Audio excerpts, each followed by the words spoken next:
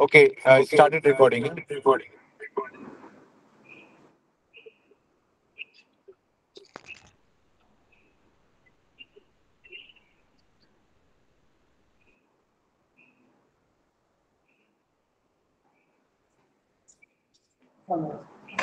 शशिवहिनीचा phone आला.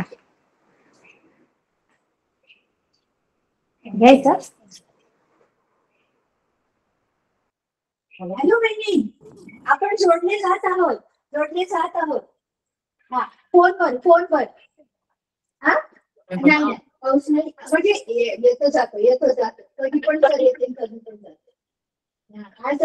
आज आपण विनय, नाही अतुल आज आउट ऑफ स्टेशन असणार आहे, म्हणून मी घेणार आहे.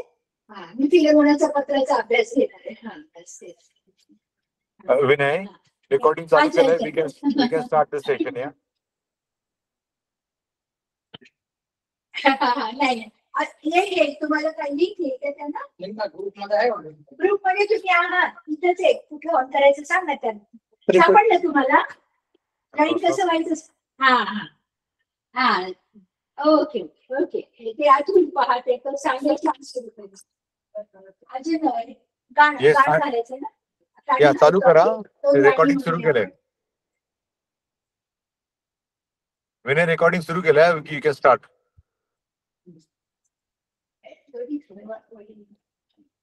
कोणतं पण नंबर काय घेऊन गेलं? फोटो काढायचे. ते पण काढायचे. 79 माझी या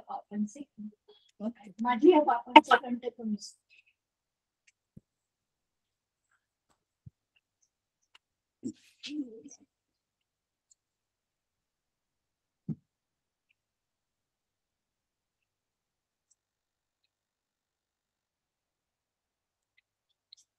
पापांची 79 108 108.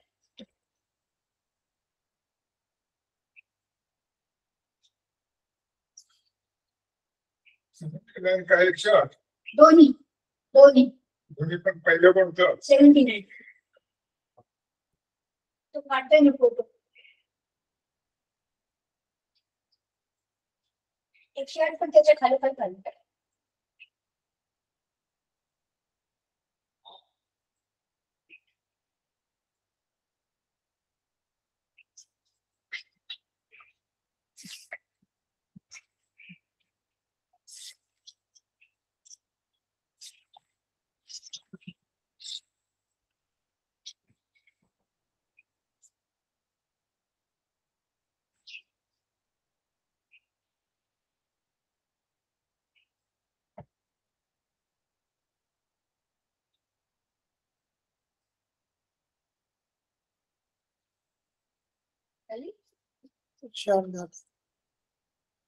त्याच्यावर यायला पाहिजे ना.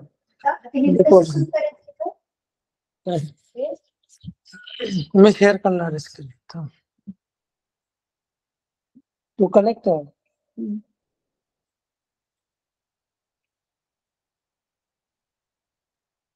क्रॉस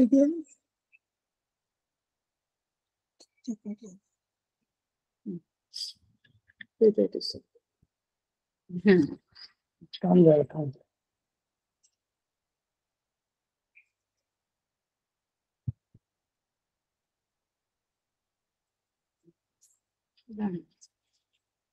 हे पण घालून टाका तू. 2 पण.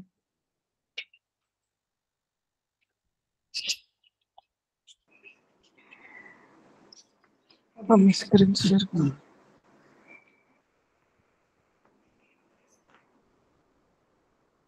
त्यांच्या स्क्रीनवर गेलंय ना.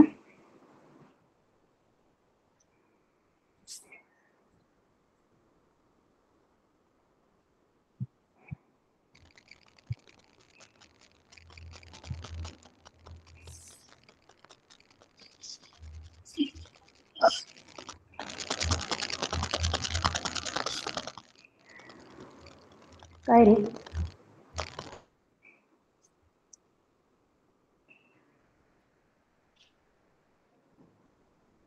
आलं नाही. मला नाही दिसत शब्द. ते मध्ये क्लिक कर ना. हे तिथं mute. नाही, ते शेअर नाही इथं. 1 मिनिट. मी गायला हो का सरळ जाईल जाईल. ग्रुप मध्ये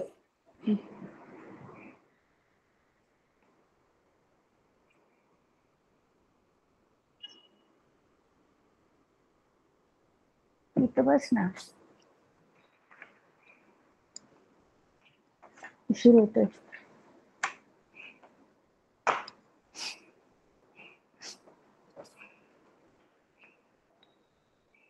केलं शेअर करायचं.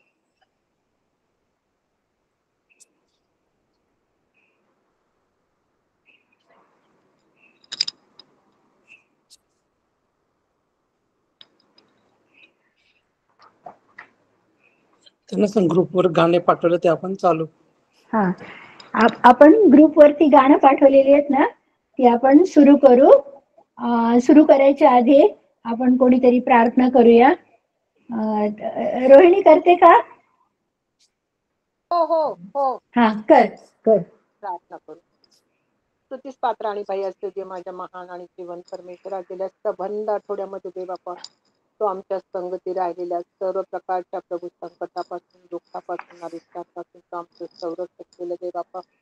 आणि पुन्हा एकदा दे बापा तुझ्या वचनाप्रमाणे संतांच्या सहभागितेमध्ये असणं हे तुला अतिशय आवडतं. कारण दे बापा वचनांची देवाणघेवाण, वचनांमध्ये वाढ आणि दे बापा तुझा स्वभाव आमच्यामध्ये येण्यास दे बापा याद्वारे तो आम्हाला सहाय्य आणि मदत करतो. प्रिय दे बापा आज पुन्हा एकदा नव्यानं तुझ्या पायाचे जमलं असताना दे बापा जे काही वचन प्रभू आजच्या दिवसासाठी तो आम्हाला राखून ठेवलेलं आहे ते शिकवत असताना दे बापा प्रसिद्धांना तू सहाय्य कर, मदत, बुद्धी, ज्ञान दे. पवित्र आत्मा प्रिय दे बापा तू त्यांना सहाय्य कर.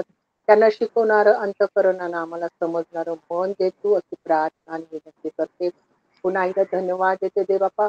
जी आराधना आम्ही करणार आहोत दे बापा ती आराधना ही प्रभू परमेश्वर तुझ्यापर्यंत पोहोचून तुझं मन प्रसन्न आणि आनंदित होते. प्रभू परमेश्वर जे जे सर्व ठिकाणाहून दे बापा आम्ही एकत्र ऑनलाईन जमलेले आहोत त्या आम्हा सर्वांना तू आशीर्वादित कर.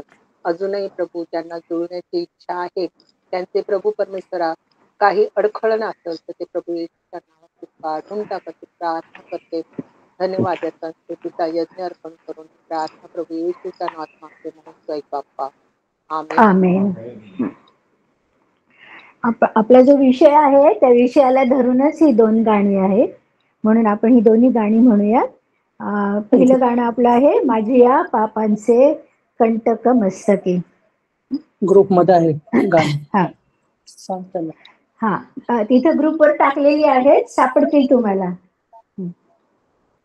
माझी या पापांचे कंटक मस्तकी येशू रुतलेले तुझी दिसती.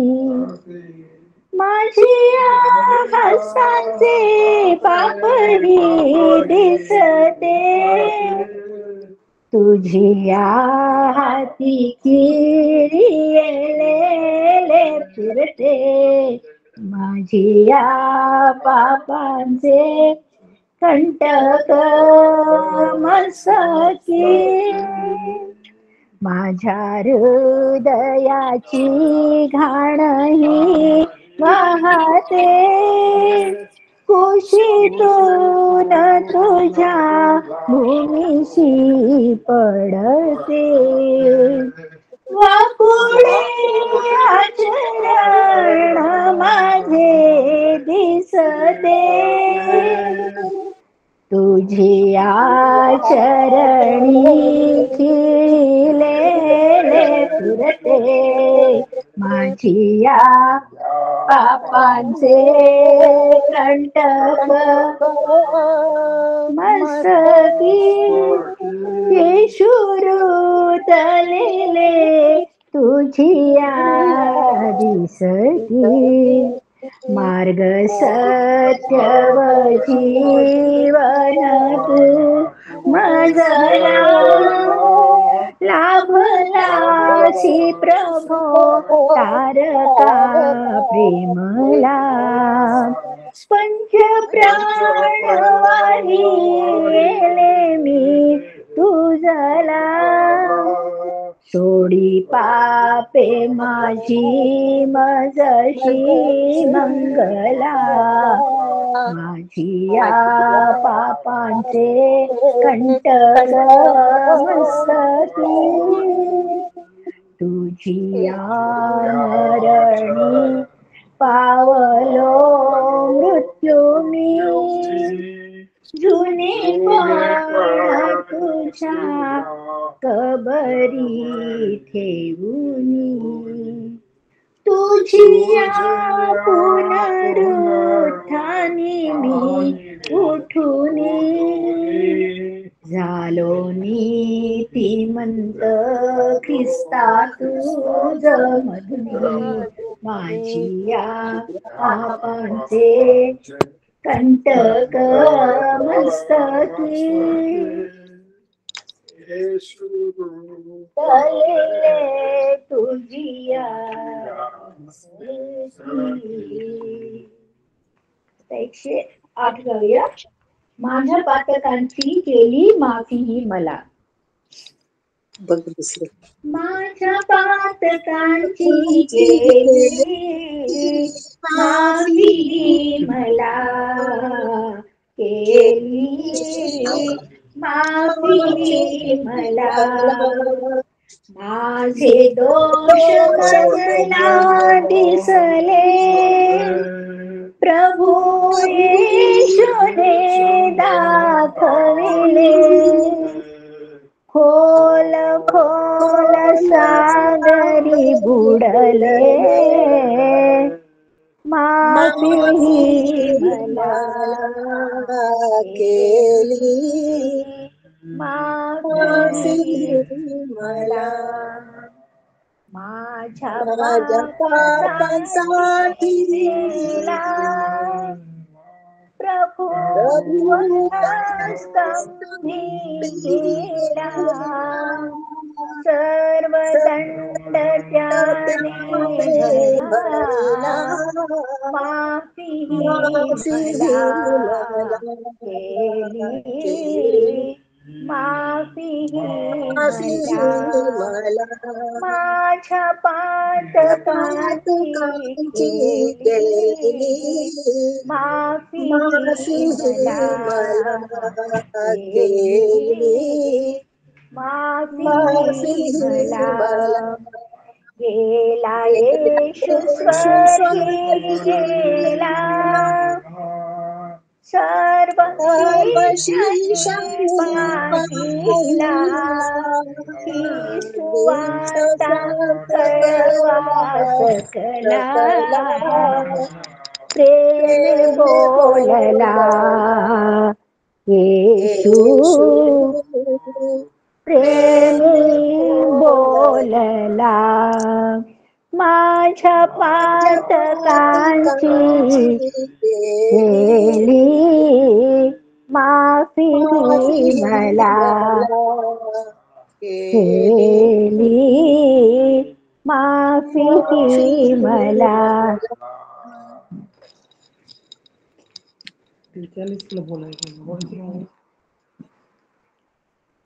आज आपण फिलेमोनाला पत्र याचा अभ्यास करणार आहोत. 2 पानं मी टाकलेली आहेत. एक 7 वचनापर्यंत प्रस्तावना आणि 7 वचनापर्यंत टाकलेले. मला 8 पासून पुढचं लिहायला वेळ नाही मिळाला तर मी नंतर पाठवीन.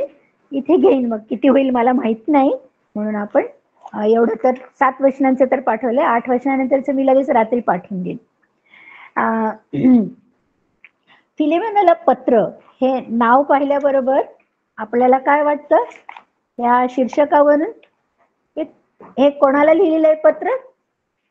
हे पौलाचे फिलेमोनाला पत्र असंच नाव आहे ना. मग पौलाने हे फिलेमोनाला पत्र लिहिलं. अशी व्यक्तींना लिहिलेली पत्र म्हणजे तिमोथेचं पहिलं पत्र, तिमोथेचं दुसरं पत्र, तीताला पत्र आणि फिलेमोनाला पत्र ही व्यक्तींना लिहिलेली पौलानं लिहिलेली पत्र. म्हणून या व्यक्तींना लिहिली त्या व्यक्तींना लिहिलेले नाव त्याच्यावरून आपल्याला हे कळतं. आता ह्याचा फिलेमोन हा कोण होता, तर हा कलसईच्या मंडळीचा सदस्य होता. आणि लिहित कोण आहे त्याला, तर पौल लिहित आहे. हा, एवढं लक्षात घेऊन आपण पहिल्यांदा हे सगळं पत्र वाचणार आहोत. तर मी असं म्हणेन की आता आपण इथं जे कोणी आहोत ते प्रत्येकाने 2-2 वचनं वाचावी.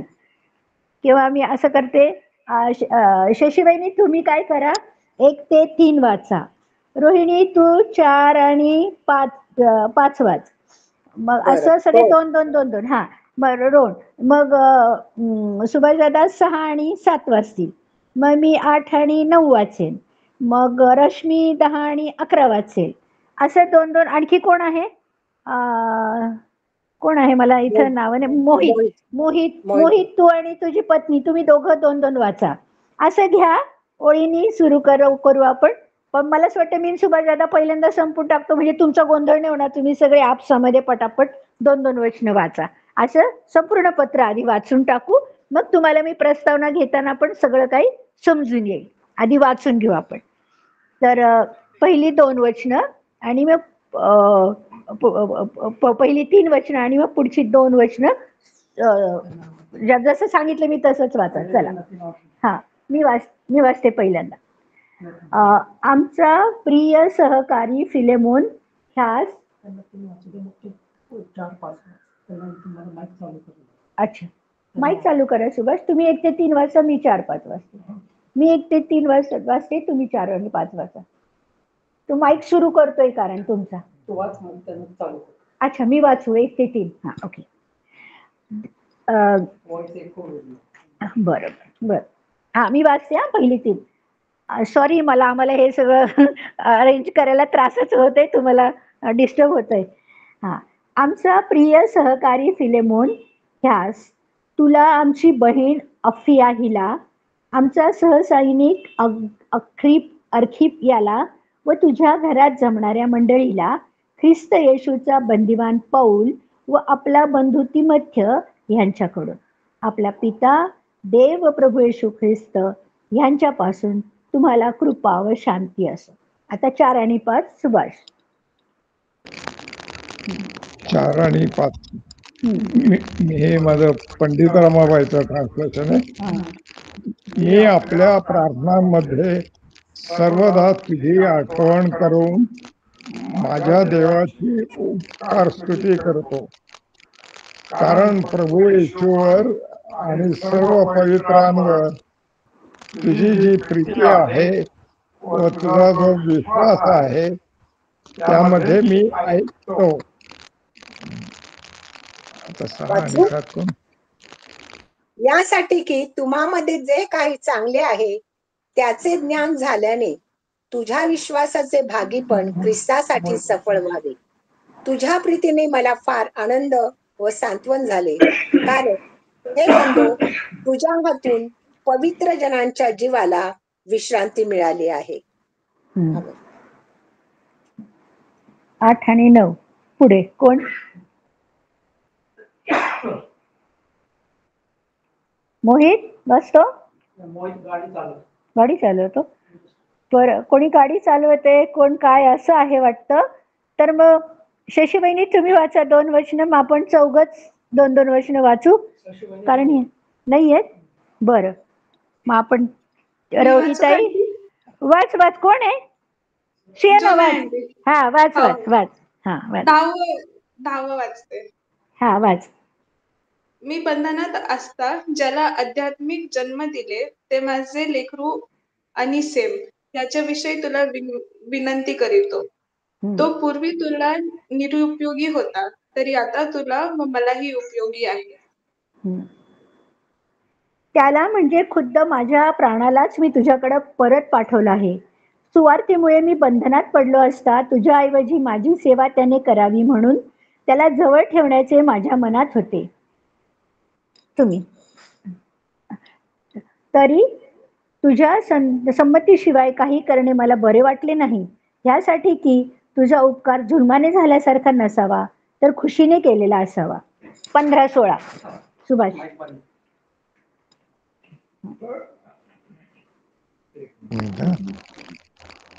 तर कदाचित तो यामुळे काही वेळ तुझ्यापासून वेगळा झाला की तू त्याला सर्व काळ आपल्या जवळ घेऊन ठेवावे.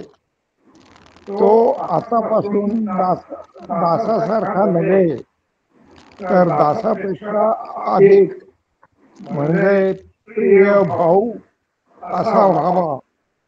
तो मला विशेष प्रिय आहे आणि तुला तो देहासंबंधाने आणि प्रभू संबंधाने पाहून कितीतरी अधिक प्रिय व्हावा.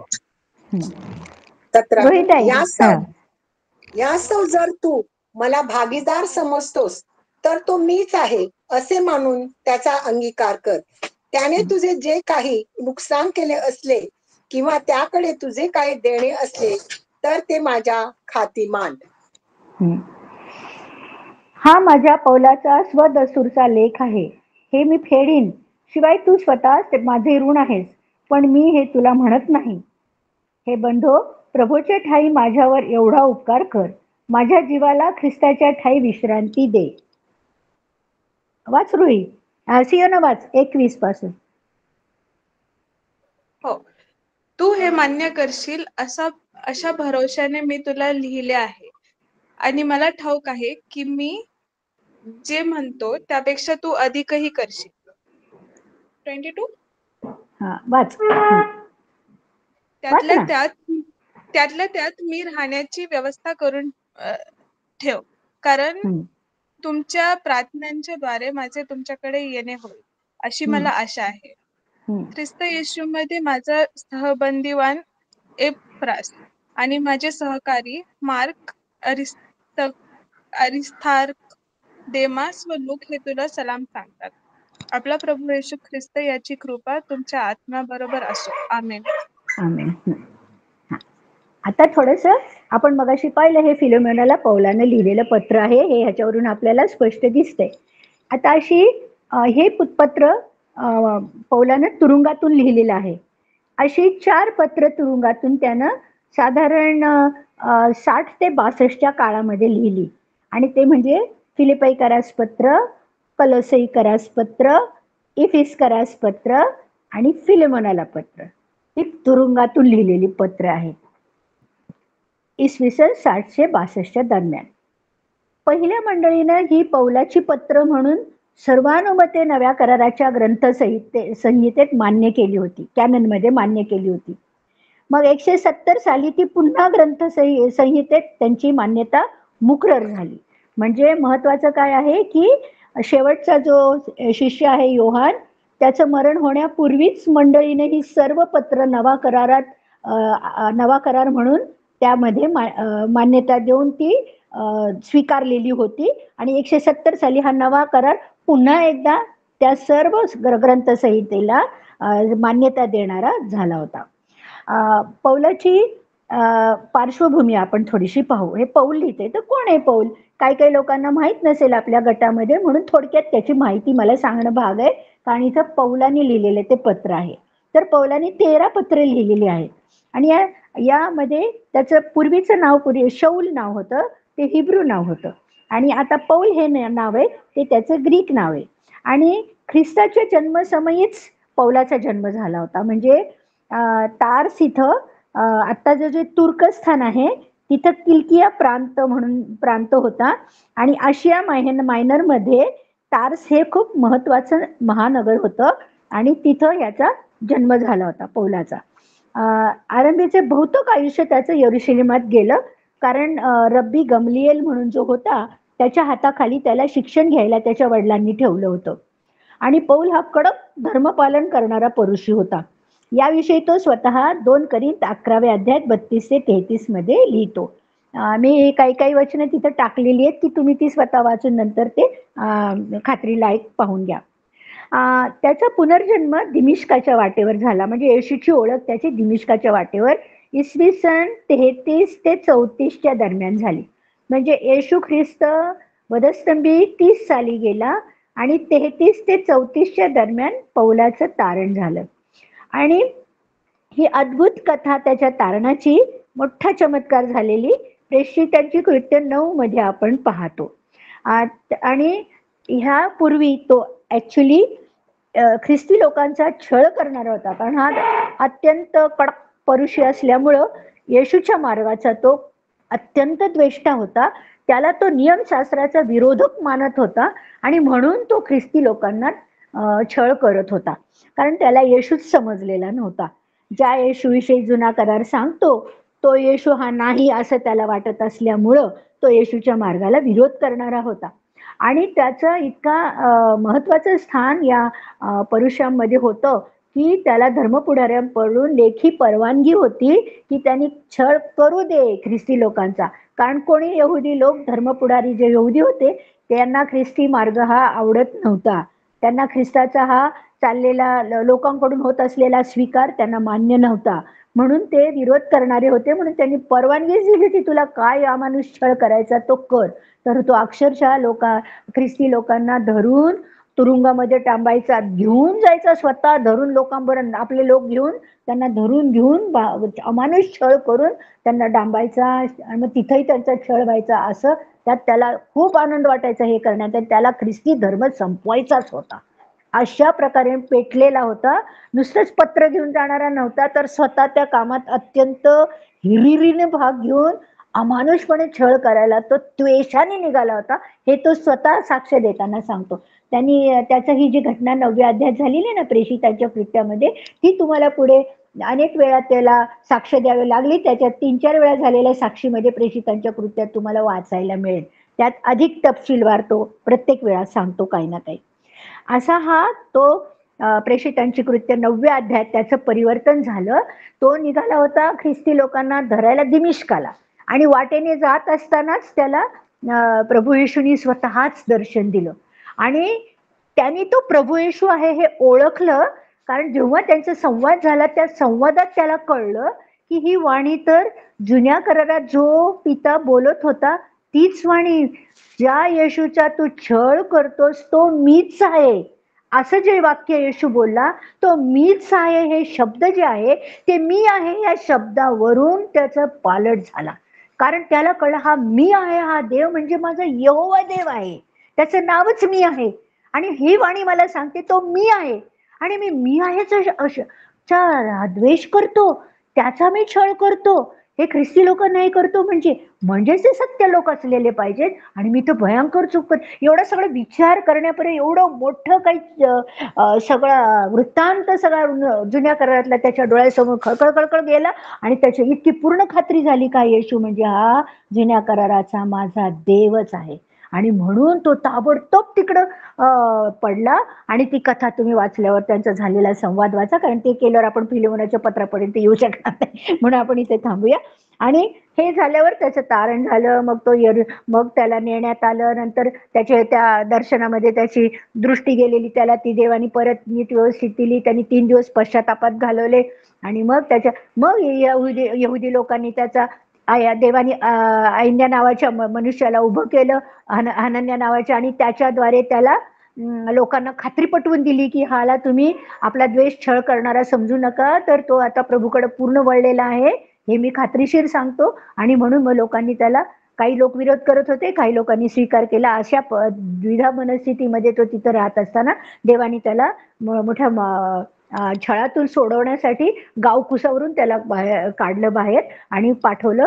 आणि तो मग पळून गेला, तर तो थेट तार्सला जाऊन घरी जाऊन मग नंतर अरबस्थानला गेला. म्हणजे हा वृत्तांत तुम्हाला गलतीकाराच्या पत्रात दिसतो. तिथं तो 3 वर्ष प्रभू बरोबर त्याच्या सहवासात देवानी त्याला ठेवलं आणि येशूनी स्वतः त्याला सर्व जुन्या करारातल्या वृत्तांताचा हे करून विश्लेषण करून त्याला सर्व तारणाचे सिद्धांत पुढेपर्यंत ख्रिस्ती जीवनात आपण गेल्यानंतर येशू ख्रिस्ताला च्या बरोबर सार्वकालिक जीवन जगण्यापर्यंत, गौरवीकरण होईपर्यंतच सर्व सिद्धांत त्याला शिकवले. आणि ते सिद्धांत जे शिकवले ते या 13 पत्रामध्ये पौल लिहितो. तो आणि तो क्लेम करतो या गलितीकराच्या पत्रात. तुम्ही जरूर वाचा, हे सगळं वाचायला वेळ नाही म्हणून, की ही पत्र जी माझी आहेत त्यामध्ये मी एक एक एक एक सिद्धांत जो प्रभूपासून शिकलो तो तिथं कसा लिहिलेला आहे याची खात्री तो देतो, की मी हे सगळं प्रभूपासून शिकलो, तेच मी सांगितलं. मी कोणा माणसाकडून लिहिलेली वचनं सांगत नाही, सांगितलेलं सांगत नाही, मी कोणा प्रेषिताकडून शिकलेलो नाही, तर मी खुद्द देवापासून शिकलेलो आहे हे तो सांगतो. आणि विशेष म्हणजे हा जसे 12 प्रेषितांना प्रभू येशूंनी पाचारण केलं होतं तसं हा येशूचा, आता तो 12 यहुदाच्या नंतर जो दुसरा आला ते मी सांगत नाही, पण हा 13वा प्रेषित तुम्ही पकडा. हा स्वतंत्रपणे येशूंनी त्याला प्रेषित पण दिलेला आहे.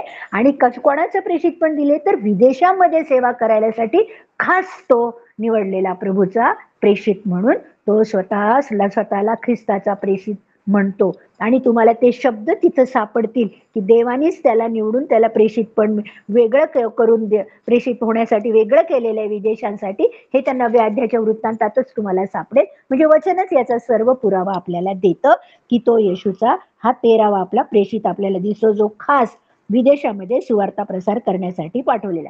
मग ह्यानी काय केलं, भूमध्य समुद्राच्या सगळ्या परिसरामध्ये 3 सुवार्ता फेऱ्या केल्या. आणि म्हणजे हे कसं कधी झालं, अरबस्थानात 3 वर्ष राहिल्यानंतर मग त्याला बर्नबानी त्याला आणलं यरुशलेमला, मग त्याची ओळख करून दिली, मग यरुशलेमच्या मंडळीने त्याला पाठवलं. म्हणजे सगळं रितसर प्रभूच्या मार्गदर्शनानुसार रितसर तो प्रभूचा मिशनरी म्हणून परदेशामध्ये सेवा करायला प्रथम अंत्योखियाला गेला. तिथून त्यांनी सुरुवात केली आणि भूमध्य परिसरामध्ये त्यांनी सुवार्ता प्रसार करण्यासाठी 3 फेऱ्या केल्या. प्रत्येक फेरीत अघटित घटना घडल्या आणि अनेक फेऱ्यामध्ये लोक देवाकडे जे आले त्याच्यात महत्वाचे लोक कोण होते, तर ह्याच्यात अनेक नावं जी येतात त्याच्या सहसोबत्यांची नावं येतात, ते सगळे त्याच्या सेवेमुळे प्रभूकडे आलेले लोक आहेत. त्याच कदाचित लूक पण आहे, मार्क पण आहे, बर्नबानी तर त्याला आणलेलं आहे, पण तुखिक आहे, एपफ्रास आहे, आणि आता हे फिलेमोन, अनेसिम आणि एपफ्रास हे सगळे जे दिसतात हे सगळे त्याच्या सेवेमध्ये आलेले आणि आता त्याच्या सोबत काम करणारे असे हे त्याचे सोबती आहेत. त्यांची नावं तुम्हाला इथं प्रत्येक पत्रामध्ये जी जी नवीन नवीन येतील ती सर्व त्याच्या सेवेतून प्रभूकडे आलेले सापडतील. आणि रोम प्रांतामध्ये साम्राज्य होतं ना, रोम साम्राज्यामध्ये नुसत्या प्रांतामध्ये, रोमच्या सगळ्या साम्राज्यामध्ये सर्वात जास्त सुवार्ता प्रसार करणारा विदेशामध्ये कोण असेल तर पौल. आज तागायत एवढा सुवार्ता प्रसार कोणीच केला नसेल एवढा पौलाने केला, की जो सुवार्ता प्रसार जगभर पांगला. आणि म्हणून तो अतिशय महत्वाची व्यक्ती आहे आपल्यासाठी. आज आपण पण आहोत, कारण ही 13 पत्र जी त्यांनी लिहिलेली आहेत आपल्यासाठी ती तर आपल्यासाठी खजिना आहेत की आपण कसं ख्रिस्ती जीवन जगावं म्हणून. असा हा जो पौल, याच्याकडूनच इफिसमध्ये असताना या फिलेमोनाचं तारण झालेलं होतं. आणि म्हणून फिलेमोन हा सुद्धा त्याचा एक सहसोबती होता. आणि मग आपण पौलाविषयी जर थोडंसं पाहायचं तर साधारण म्हणजे त्याचा थोडासा वृत्तांत सांगायला पाहिजे, कारण त्याचा शेवट दिलेला नाही.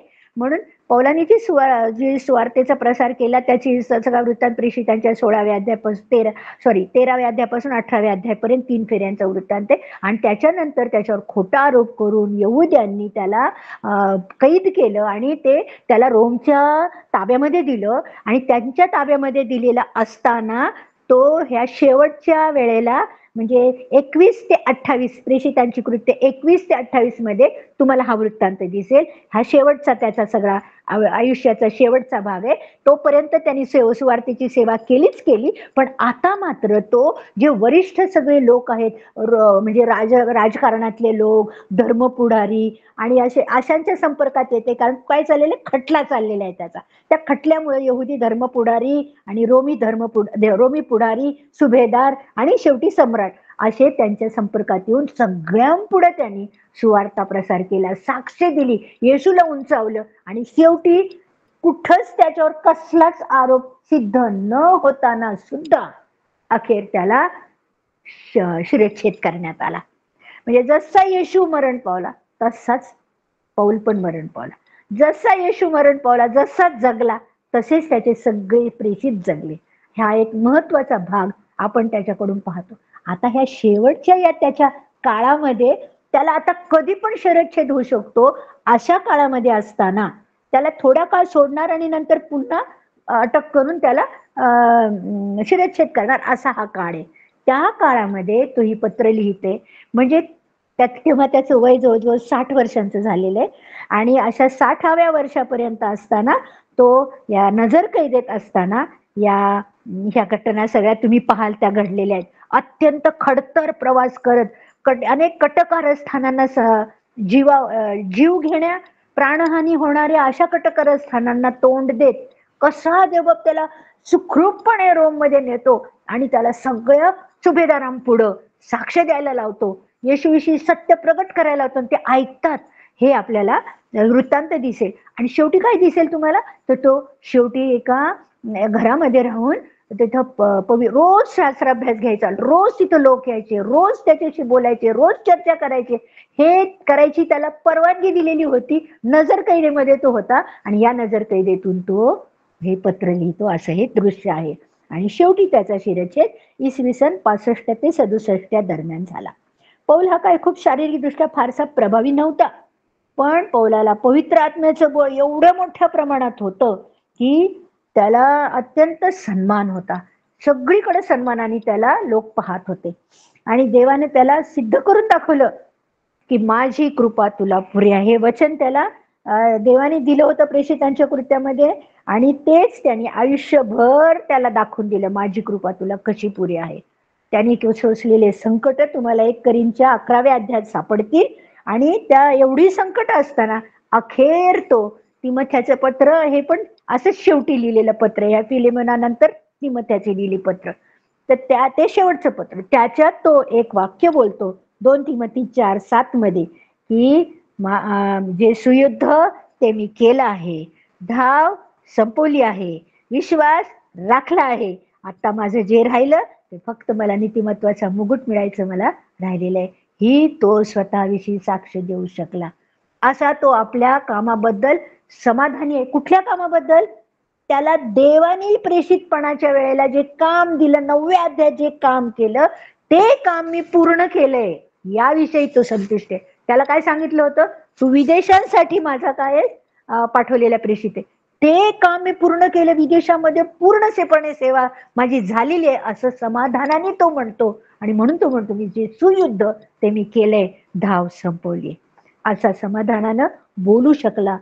पण त्याचं जीवन तुम्ही ते पाहिलं, तो 11वा अध्याय जरूर वाचा, 1 कोरिंथचा 11वा, त्याच्या संकटांची यादी वाचा, मग तुम्हाला कळेल की कशा प्रकारचं तो जीवन जगला. आणि आता ह्या पत्रामध्ये येण्यापूर्वी आपण हे जे पत्र लेखन केलेलं आहे पाहिलं की ते पौलाने केलं, ते तुरुंगातून केलं. आता तो तुरुंग कसा होता ते पण थोडस सांगते.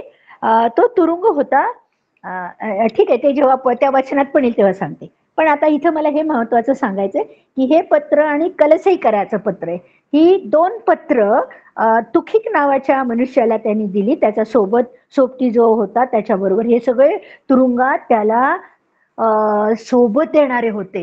ह्याच्यामध्ये लूक शेवटपर्यंत होता, तसा हा तुखिक होता. मग ह्याच्याबरोबर अनेसिम पण हा होता. आता याच्यात नाव येईल तो अनेसिम पण होता. अनेसिम कोण होता, तर अनेसिम हा या फिलेमोनाचा चाकर होता, गुलाम होता. आणि तो पण तिथं त्या तुरुंगामध्ये होता. आता त्याच्याविषयी पण आपण पाहणार आहे. पण आता इथं कुठे हा तुरुंग, कुठे जिथून पत्र लिहितो तो तुरुंग कुठे ते सांगायला तुम्हाला मला सांगायचंय की फिलिप्पीच्या 1 पहिल्या अध्यायातल्या 13व्या अध्यायात तुरुंगाचं वर्णन आहे.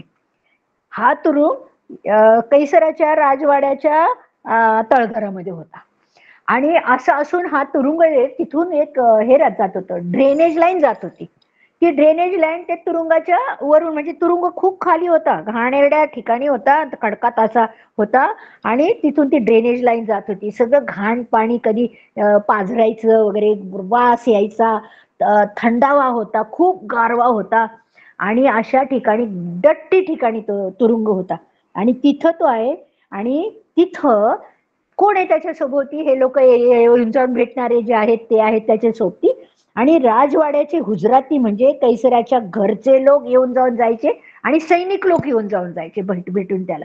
घरचे लोक कसे काय यायचे, कारण हे सैनिकांकडून सुवार्ता तो जे सांगायचा ती कैसराच्या घरापर्यंत पोचायची. चाकर नोकर सैनिक वगैरे ह्यांच्यातून थ्रू अशी जाऊन त्याच्या घरापर्यंत जायची आणि खूप लोकांचं तारण होत होतं. असं सर्व सुवार्तेचंच काम संपूर्ण त्याच्या त्या रोमच्या तुरुंगवासामध्ये प्रभू त्याच्याकडून करून होता. प्रचंड काम झालं. म्हणजे खूप तुरुंगातले कैदी लोक, हे सैनिक लोक सारख्या त्यांच्या पाया बदलायच्या, ते लोक तारण पावले होते. आणि कैसराच्या घरातले म्हणजे राजघराण्यातले लोक खूप तारण पावले होते. मोठे मोठे सरदार तारण पावले होते. अशी ही साक्ष त्याच्या त्या तळघरात राहण्याविषयी आहे.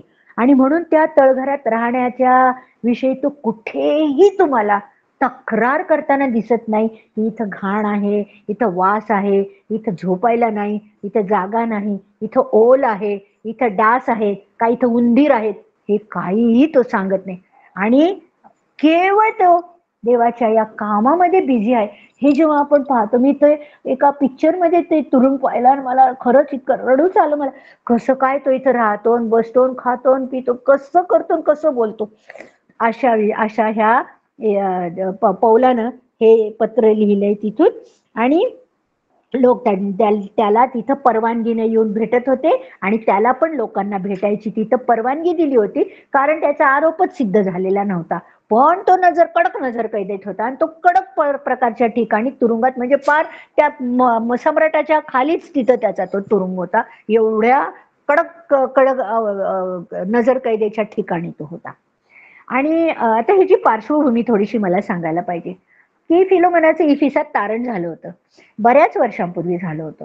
कारण आता 33 साली साधारण तो पौल तिकडे आला होता, प्रभूकडे आला होता.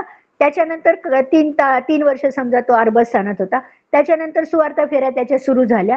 म्हणजे लवकरच 40 सालापर्यंत तर सुरू पण झाल्या होत्या सुवार्ता फेऱ्या. याच्यामध्ये तो केव्हा प्रभूकडे आला असेल आपल्याला नाही माहिती, पण तो याच्या सेवेमध्ये प्रभूकडे आलेला हा फिलेमोन. त्यामुळे ह्यांची खूप जुनी मैत्री प्रभू, आणि हा खूप श्रीमंत होता हा फिलेमोन, आणि त्याचं घर खूप मोठं होतं. आणि कारण असं तुम्हाला आता वाचताना आढळेल की त्याच्या घरात मंडळी जमत होती. मग घरात मंडळी जमत होती म्हणजे किती मोठं घर असेल त्याचं, आणि तो भरपूर धनवान असला पाहिजे. आणि अत्यंत तारणामध्ये वाढलेला असा अनुभवी व्यक्ती तो होता आणि पौलाचा गाढ मित्र होता. आणि त्याचा हा अनेसिम हा गुलाम होता. आणि त्याचा नावाचा अर्थ आहे, अनेसिम या नावाचा अर्थ उपयोगी असा आहे. आणि त्यांनी घरातून त्याच्या काहीतरी पैसे चोरले, म्हणजे तो विश्वासी नव्हता आणि म्हणून त्याच्या हातून चूक झाली होती, चोरी झाली होती.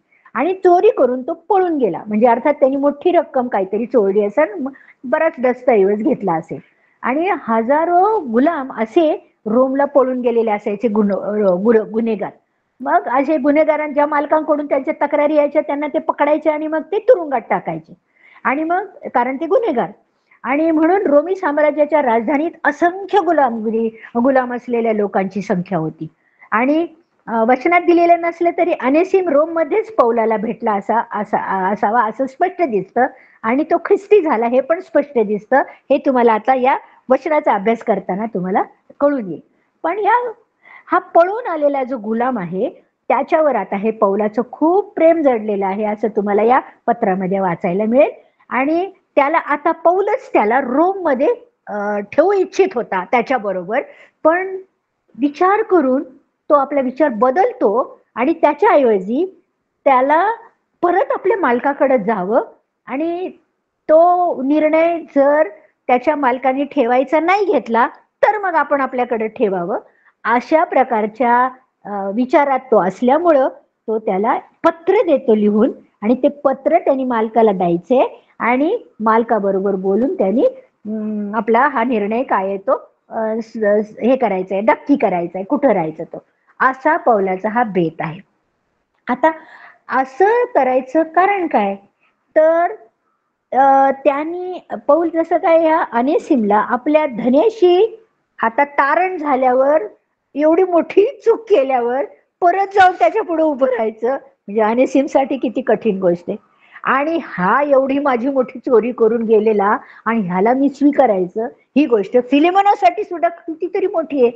म्हणून पौल या दोन्ही गोष्टींचा हा पण आता तारण झालेला आहे आणि आता अनेसिम पण तारण झालेला आहे. मग हे दोन तारलेल्या व्यक्तींनी परस्परांना कसं स्वीकारायचं आणि या दोन व्यक्तींनी आपल्याशी कसे संबंध ठेवायचे परस्परांशी, हा निर्णय त्यांच्याकडूनच व्हावा अशी पौलाची इच्छा आहे. आणि यावरून तो एक सिद्धांत शिकवू पाहतो. आणि तो सिद्धांत कोणता? क्षमेचा सिद्धांत. म्हणजे ह्याला क्षमा प्राप्त झालेली आहे अनेसिमला, कोणाकडून? ख्रिस्ताकडून. ह्याला क्षमा प्राप्त झालेले फिलेमोनाला, ख्रिस्ताकडून. म्हणून तो तारण पावलेला आहे. आणि दोघांना पण खंडणी भरून ख्रिस्तानं सोडवलेलं आहे. आणि ह्याला म्हणून आता ह्या दोघांनी, ख्रिस्ताने आपल्यासाठी काय केलं, मग आपण एकमेकांचा स्वीकार कसा करायचा, यासाठी तारलेल्या व्यक्तींनी परस्परांना क्षमा कशी करायची, हा सिद्धांत पौल या पत्रातून शिकवत आहे. आणि गंमत अशी की क्षमा हा शब्द कुठेही वापरलेला नाहीये, पण क्षमेचा सिद्धांत मात्र बरोबर शिकवलेला आहे. पूर्ण मंडळीला तो शिकवला जावा म्हणून तो कोणाला निवडतो? या फिलेमोनाला निवडतो. त्याला पत्र लिहितो. आणि त्याला का पत्र लिहितो? त्यांनी ते पत्र मंडळीत वाचून दाखवायचंय ना. मग आता फिलेमोन ते मंडळीला वाचून दाखवणार.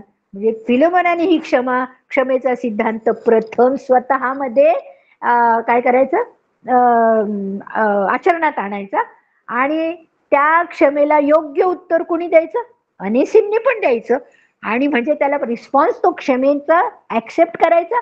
आणि त्याची आता इथून पुढची जी त्याची वृत्ती असेल ती आता आध्यात्मिक जीवनाने आपल्या मालकाची सेवा करायचा, त्याचं जीवन असेल ते त्यांनी त्याच्या जीवनातून दाखवायचं. अशा प्रकारे क्षमाशीलतेचा हा सिद्धांत फिलेमोनाने स्वतः जगायचा.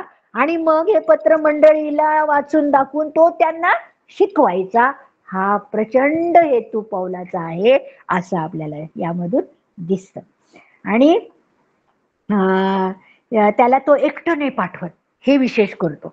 एकटं कसं पाठवायचं? कारण तेव्हा गुलामांना जर एकटं पाठवलं तर दुसरे कोण पण त्या गुलाम आहे ना हा, मग ह्याला पकडायचं. कोणी पकडू शकत होतं आणि कोणी विकू शकत होतं. मग कोणी त्याला विकेल, कोणी त्याला काय करेल, कोणी त्याचा ताबा घेईल. म्हणून हे नाही व्हावं. आणि या विश्वासी व्यक्ती आपण गमावू नये म्हणून हा विश्वासी व्यक्तीचा आत्मा शेवटपर्यंत त्या फिलेमोनाकडे पोचेपर्यंत सुखरूप राहावा म्हणून तो तुखिका बरोबर पाठवतो. आणि तुखिक हा तो पण अत्यंत पौलाचा विश्वासू सेवक. आणि त्याच्याविषयी वेगळा अभ्यास करता येईल आपल्याला, म्हणून त्याच्याविषयी नाही सांगत. पण तो असा म्हणून त्याच्या हाती कलसही करायचं वैयक्तिक मंडळीला पत्र. आणि हे वैयक्तिक लिहिलेलं, फिलेमोनाला लिहिलेलं पत्र तिथं त्यांना द्यायचंय. आता तिथपर्यंत जाईपर्यंत हे कोणाकडे राहणार आहे? तुखिकाकडं. आणि तुखिकाकडून मग हे पत्र अनेसिमाकडून कोणाकडे जाणार आहे? तर फिलेमोनाकडं. मग आता अनेसिमला ते पत्र आपल्या मालकाला जाऊन दाखवायचे, वाचायला. असं हा सीन आहे. ही पार्श्वभूमी आपण लक्षात घेऊया. आता थोडी ऐतिहासिक पण पार्श्वभूमी लक्षात घेऊ गुलामगिरी विषयी. कारण गुलामगिरी हा शब्द आपल्या सर्वांच्यासाठी फारच विषारी आहे, नाही का? म्हणजे सबंध जगात आपण गुलामगिरीविषयी बरंच काही इतिहासात शिकलो. आणि आपल्यावरती ख्रिस्ती मंडळांवरती एक आरोप लोक करायचे. तो आरोप काय करायचे? काय तुमच्या येशूने काय गुलामगिरीला विषयी काही आंदोलन वगैरे काही शिकवली नाही का तुम्हाला गुलामगिरी चालती का? त्यांनी काही विरोध नाही केला का? ती गुलामगिरी जावी म्हणून तुमच्या येशूने काय नाही केलं का? असं काय बोललं जातं. म्हणून हा पण मुद्दा आपण पाहण्यासाठी आधी ती पार्श्वभूमी पाहूया. तर रोमच्या काळामध्ये गुलामगिरी ही सर्रास चालायची आणि तिचं भयानक चित्र होतं. म्हणजे त्यांना फार अमानुष रीतीनं वागवलं जायचं. रोमी साम्राज्यात तर ती मोठ्या प्रमाणात फैलावलेली होती. जवळजवळ लोकसंख्येच्या 1/3 संख्या गुलामांची होती. आणि जीवनाचा जरसं काय गुलामगिरी एक भागच बनला होता सगळ्यांच्या. म्हणून आणि त्या गुलामांना मालकांनी कसंही वागवायचं आणि गुलामांना वाटेल तसं काम करावं लागायचं. श्रम खूप करावे लागायचे आणि मालक म्हणेल ती कामं करायला लागायची.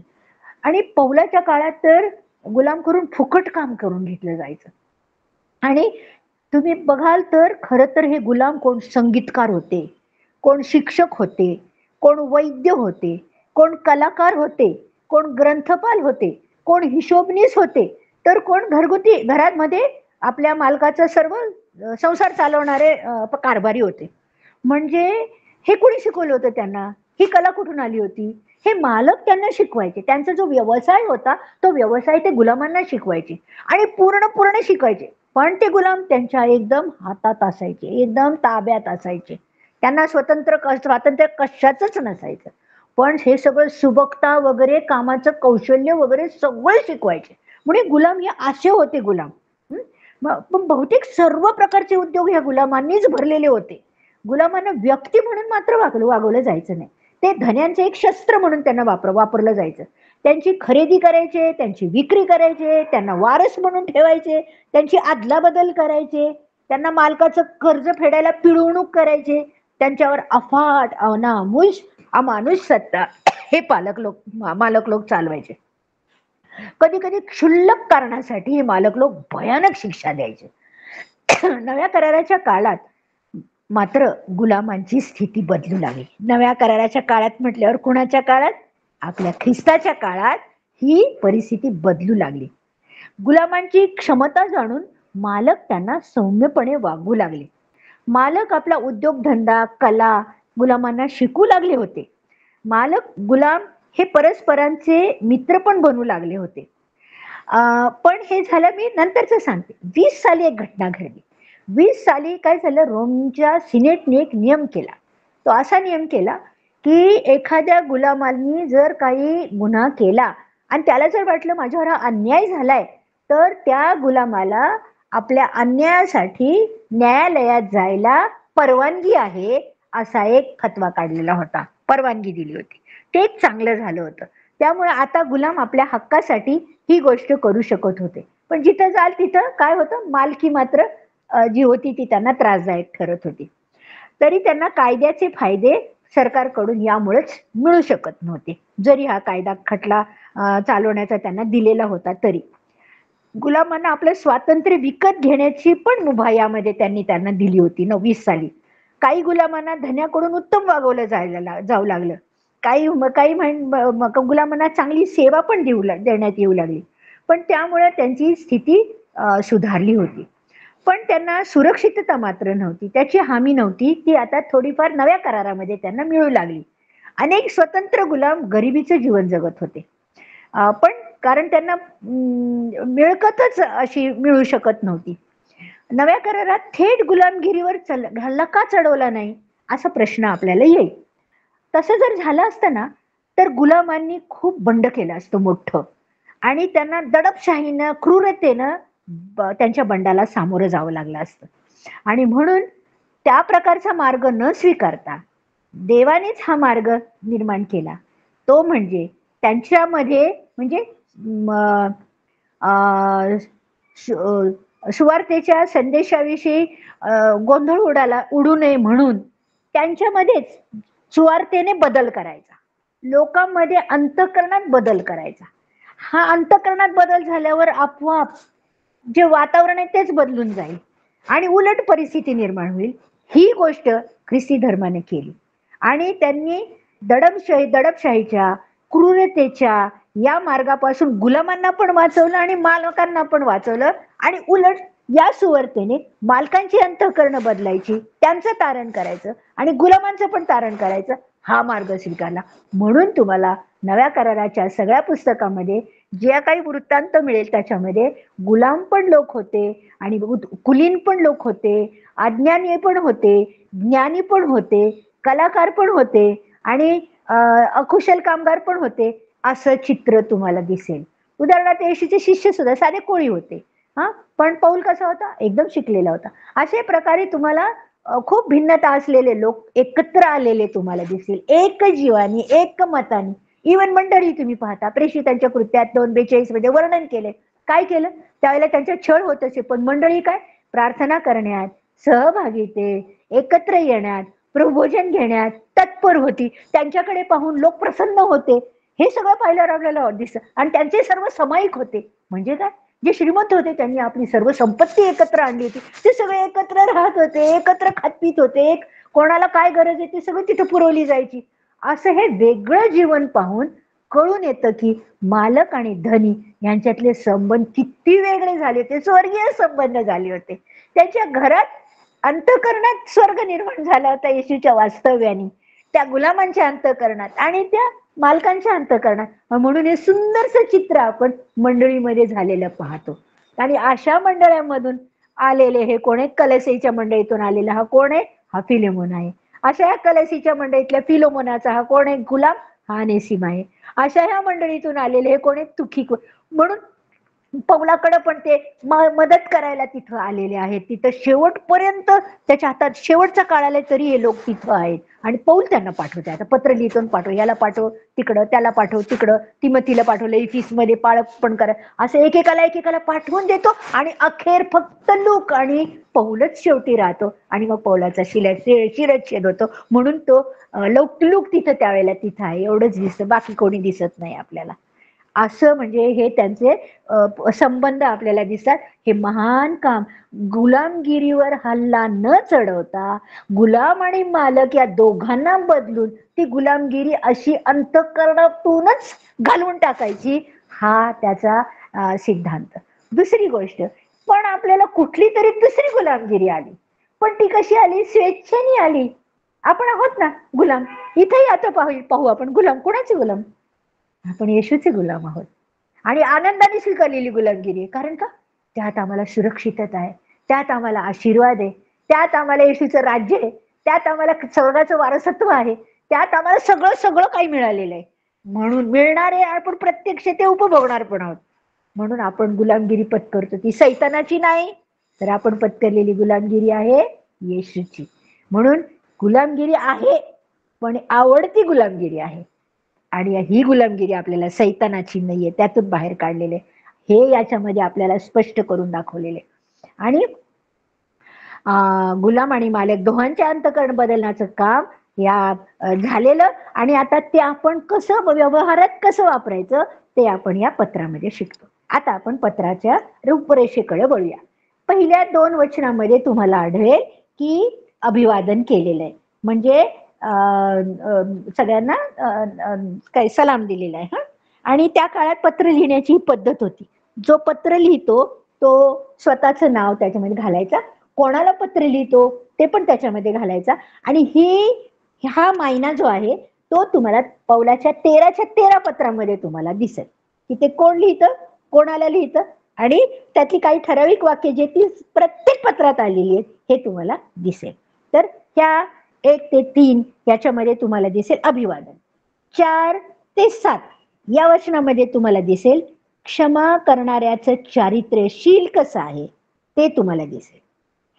8 ते 18 या वचनामध्ये क्षमा करणाऱ्याची कृती काय आहे ते दिसेल, कशा प्रकारे ती तो कृतीत आणतो क्षमा. आणि 19 ते 23 मध्ये तुम्हाला दिसेल क्षमा करणाऱ्याचा उद्देश काय असतो.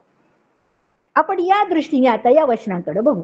आता अभिवादनात पटकन आपण थोडंसं पाहूया. काय म्हटले? आमचा प्रिय सहकारी फिलिमोन ह्याला, तुला आमची बहीण अफिया हिला. कोणाला पत्र लिहिते? फिलोमोन, अफिया आणि आमचा सहसैनिक अर्खिप याला. कोण येथे? फिलेमोन हा पती आहे, त्याची बायको अफिया आहे, आणि सहसैनिक अर्खिप म्हटलेला हा तो त्याचा मुलगा आहे. तो सहसैनिक म्हणतो त्याला, याचा अर्थ त्याचा मुलगा पण सैनिकासारखा प्रभूसाठी स्वतःला अर्पण केलेला असा हा त्याचा मुलगा आहे. आणि म्हणून त्याला तो माझा सहसैनिक, म्हणजे कोणासाठी लढणारा? ख्रिस्तासाठी लढणारा सहसैनिक. कोणासाठी? संसार बाजूला ठेवून, म्हणजे संसारात मन न घालता ख्रिस्ताच्या सेवेमध्ये अधिकारी झोकून देणारा कोण? त्याचा मुलगा अर्खिप. हे शिपायाची उपमा आपल्याला कुठं पाहते विश्वासणाऱ्या दिलेली?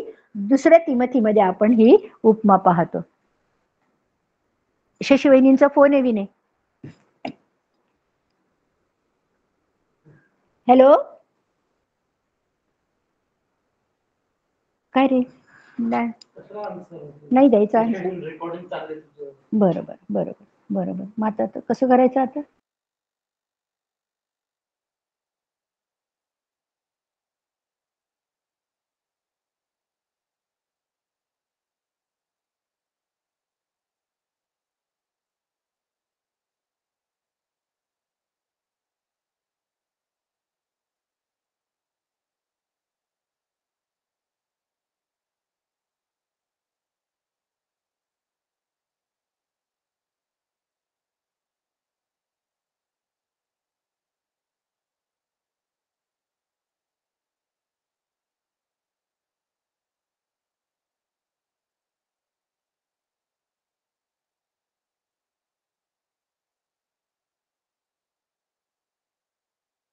देता नाही आला, तो लागला पण नाही.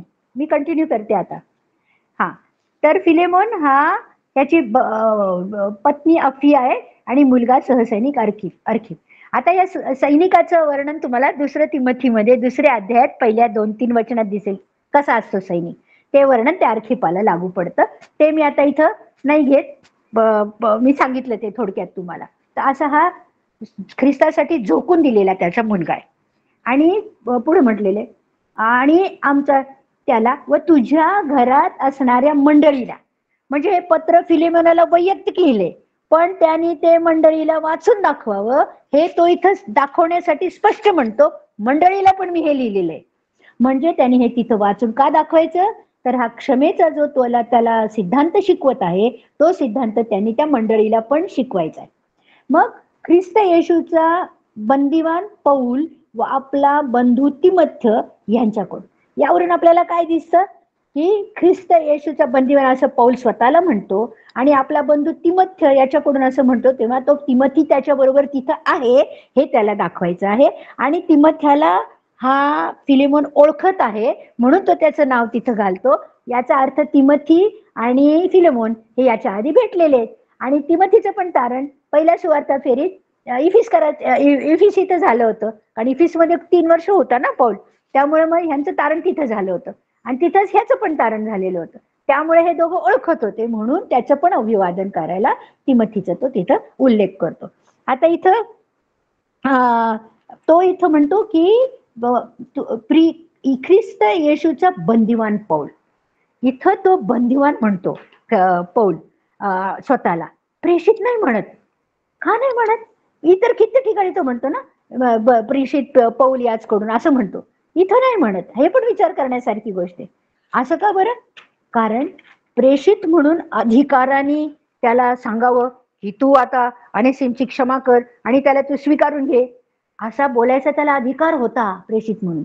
पण तो अधिकार त्याला वापरायचा नाहीये, म्हणून तो अधिकारयुक्त वाणी न दाखवता मित्राचं जे त्याचे जे भावनिक संबंध आहेत, जवळचे संबंध आहेत, त्या जवळच्या संबंधातून तो ख्रिस्तामधला सोबती, ख्रिस्तामधला भाऊ, ख्रिस्तामधला बंधू, मंडळीतला माझा सहकारी, सहसक, या सगळ्या नात्यातून तो लिहितो. म्हणून तो तिथं फक्त म्हणतो बंदिवान पौल, जो आता कैदेत आहे, मी कैदेतून लिहित आहे असं तो म्हणतो. आणि मग आपला पिता देव व प्रभू येशू ख्रिस्त ह्याच्यापासून तुम्हाला कृपा व शांती असो असं तो म्हणतो. आणि असं म्हणत असताना हे क्षमेचा हा सगळा जो संदेश त्याला पोचवायचा त्याचा जो उद्देश आहे, त्या उद्देशाबद्दल फिलेमोनावर एक जबाबदारी तो इथं सोपवण्यासाठी हे अभिवादनामध्ये हे असे शब्द वापरून त्याने लिहिलेलं आपल्याला कळतं. आणि यातून फिलेमोनाने वैयक्तिक रीतीने स्वेच्छेने हे काम पार पाडायचा संकेत स्वीकारावा अशी त्याची इच्छा तो इनडायरेक्टली प्रगट करतो असं आपल्याला कळतं. पण तिमोथेय हा या पत्राचा लेखक नाही हे लक्षात घ्या, तो फक्त पौलाच्या सोबत आहे हे लक्षात घ्या.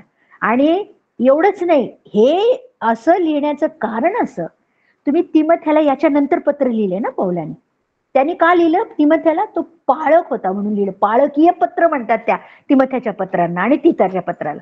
मग सगळ्या ह्या लोकांनी तिमोथीला पौलानंतर पाळक म्हणून, पुढचा सक्सेसर, पुढारी म्हणून स्वीकारावं, त्याच्याकडून सल्ले घ्यावेत, त्याच्याशी बोलावं, त्याच्याशी संपर्कात राहावं म्हणून पण तो तिमोथीचा हा उल्लेख करतो. हे पण आपण लक्षात घेण्यासारखी गोष्ट आहे, कारण तिमोथेला पण वैयक्तिक पत्र त्यांनी नंतर लिहिले, 2 लिहिलेत.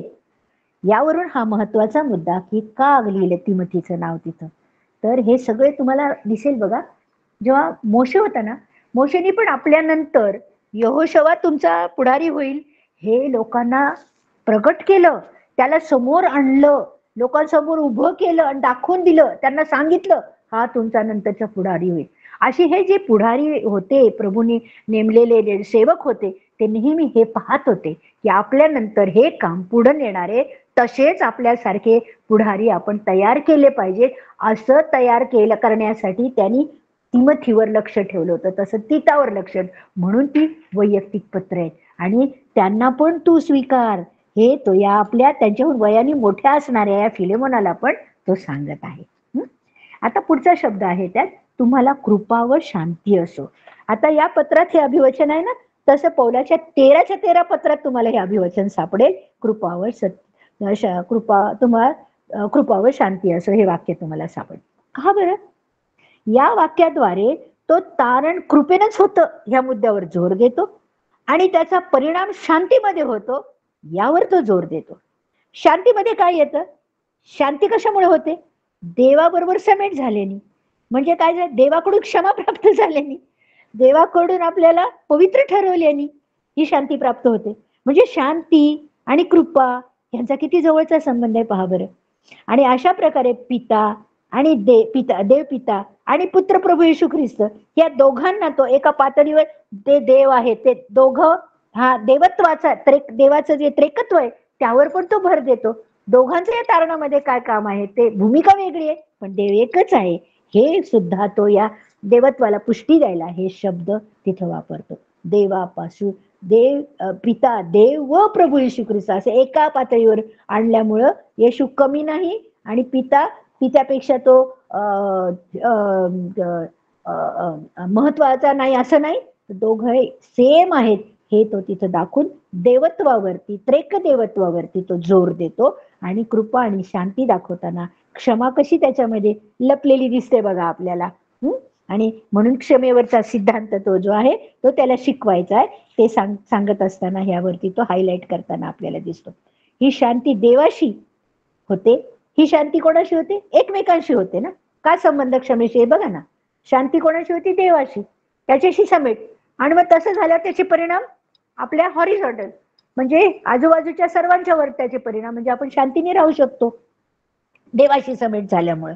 म्हणजे त्यामुळे मंडळीमध्ये, कुटुंबामध्ये, सहभागितेमध्ये, जगाशी संपर्कात येताना शांती असते. मग काय नसतो तिथं? कलह नसतो, वादविवाद नसतो, भांडणं नसतात, मतभेद नसतात. म्हणजे ते असतात पण ती शांती जी आहे तिचं वर्चस्व असल्यावर ह्यांचं चालत नाही. ही महत्वाची गोष्ट त्यामध्ये आपल्याला हायलाइट केलेली आपल्याला दिसते. आता 4 आणि 4 ते 7 वचन आपण वाचूया. ह्याच्यामध्ये काय दिसतं आपल्याला? आपण मुद्दा काय काढला होता? शील, क्षमा करणाऱ्याचं शील. बघूया काय काय वाचू आपण. प्रभू येशूवर व सर्व पवित्र जनावर असलेली तुझी प्रीती, तुझा भरोसा याविषयी ऐकून मी आपल्या प्रार्थनात सर्वदा तुझी आठवण करतो व आपल्या देवाची उपकार स्तुती करतो आणि असं म्हणतो की तुम्हामध्ये जे काही चांगलं आहे त्याचे ज्ञान झाल्याने तुझ्या विश्वासाचे भागीपण ख्रिस्तासाठी सफळ व्हावे. तुझ्या प्रीतीने मला फार आनंद झाला, माझे सांत्वन झाले, कारण हे बंधू तुझ्याकडून पवित्र जनांच्या जीवाला विश्रांती मिळाली आहे. आता इथं ही वाक्य जो आहे तो ती कोणाविषयी बोलतो? ते तो फिलोमेनाला बोलतो. फिलोमेनाला तो सांगतो, हे जे काही बोलतोय तो म्हणजे हे फिलेमोनचं हे काय शील आहे. हा क्षमा करणारा जो व्यक्ती आहे त्याचं शील हे असं आहे. म्हणजे पौलाला खात्री काय? त्याचं शीलच असं आहे. तो जरूर अनेसिमला क्षमा करील आणि घेईल, मंडळीला हा सिद्धांत शिकविल आणि यामुळं तो किती मोठं काम मंडळीसाठी करेल याविषयी त्याला खात्री. आधी तो त्याची याबाबत प्रशंसा करतो आणि हे त्यांनी त्याच्यात पाहिलंय हे तो त्याला दाखवतो. मग तो कशाविषयी? सर्व पवित्र जनावर असलेली तुझी प्रीती. कसा आहे हा? प्रीती करणारा आहे. कसली प्रीती करणारा? प्रीती आता सगळ्यांना तुम्हाला माहिती आहे, एक मित्र प्रीती, कौटुंबिक प्रीती आणि आगापे प्रीती अशी आपण शिकतो. ह्याच्यात श्रेष्ठ प्रीती कोणती? आगापे प्रीती आपण म्हणतो. आणि आगापे प्रीती कशी? तर स्वेच्छेने केलेली, आपल्या निवडीने केलेली, स्वार्थ त्यागाची प्रीती, कशाचीच अपेक्षा न करणारी, त्याग करणारी, फायदा न पाहणारी स्वतःचा आणि सर्व पवित्र जनांवर करणारी अशी ही प्रीती. या प्रीतीविषयी प्रभू येशूवर पण तो ही प्रीती करतो आणि सर्व पवित्र जनांवर प्रीती करतो. मग जी व्यक्ती येशूवर प्रीती करते ती सर्व पवित्र जनांवर प्रीती करते. मग आता ह्याला काय दाखवता येतो? फिलोमेना, तू फिलेमोन, तू देवावर पण प्रीती करतोयस आणि तू अनेसिमवर पण प्रीती करू शकतोयस, कारण तो आता काय झालेला आहे, पवित्र जन झालेला आहे. तू सर्व पवित्र जनावर प्रीती करतोस. मग आता मला दाखवायचंय तुला की अनेसिम पण आता पवित्र जन झालेला आहे, कारण त्याचं तारण झालेलं आहे. हे तो त्याच्या निदर्शनाला इथं आणून देतो. सर्व पवित्र जनावर प्रीती करणारा तू, आता तो अनेसिम हा जो नवीन आलेला विश्वासी त्याच्यावर पण प्रीती, तो कितीही पातक केलेला असू दे, भयानक पातक तुझ्या विरुद्ध केलेला असेल, त्याची तू क्षमा कर आणि त्याच्यावर पण प्रीती कर. तुझा भरोसा ऐकून मी आपल्या प्रार्थनेत सर्वदा तुझी आठवण करतो. तुझा दुसरा गुण कोणता आहे? तुझा भरोसा आहे. कोणावर भरोसा आहे? ख्रिस्तावर भरोसा आहे. कोणावर अवलंबून राहतो? ख्रिस्तावर अवलंबून राहतो. कोणाची प्रीती आहे ही? ख्रिस्ताची आगापे प्रीती तू धारण केलेली आहेस, त्याचा तो स्वभाव आहे, तो तू घेतलेला आहेस आणि तू त्याच्यावरच अवलंबून राहत. मला हमी आहे तू ख्रिस्ताप्रमाणे प्रीती करशील, मला खात्री आहे तू अनेसिमावर प्रीती करशील, कारण तुझ्या येशूच्या सर्व अभिवचनांवर पण विश्वास आहे. म्हणून मी देवाची, जेव्हा मी आपल्या प्रार्थनेत सर्वदा तुझी आठवण करतो व आपल्या देवाची उपकार स्तुती करतो. या गुणाबद्दल पौल फिलेमोनची देवाजवळ उपकार स्तुती करतो. प्रीती आणि ख्रिस्तावर भरोसा आणि ती आगापे प्रीती. आणि असे मागतो की तुम्हामध्ये जे काही चांगलं आहे त्याचे ज्ञान झाल्याने तुझ्या विश्वासाचे भागी पण ख्रिस्तासाठी सफळ व्हावे. आता काय मागतो तो? आता प्रार्थना करतो. तिथं उपकार स्तुती करतो, इथं काय करतो? प्रार्थना करतो. ती कशाबद्दल? तिथं काय पाहिलं? तू प्रीती करतो, तो भरोसा ठेवतो, देवावर प्रीती करतो, पवित्र जनावर प्रीती करतो, ती आगापे प्रीती करतो, म्हणून तो प्रीती करीलच नक्की आणि सिंह.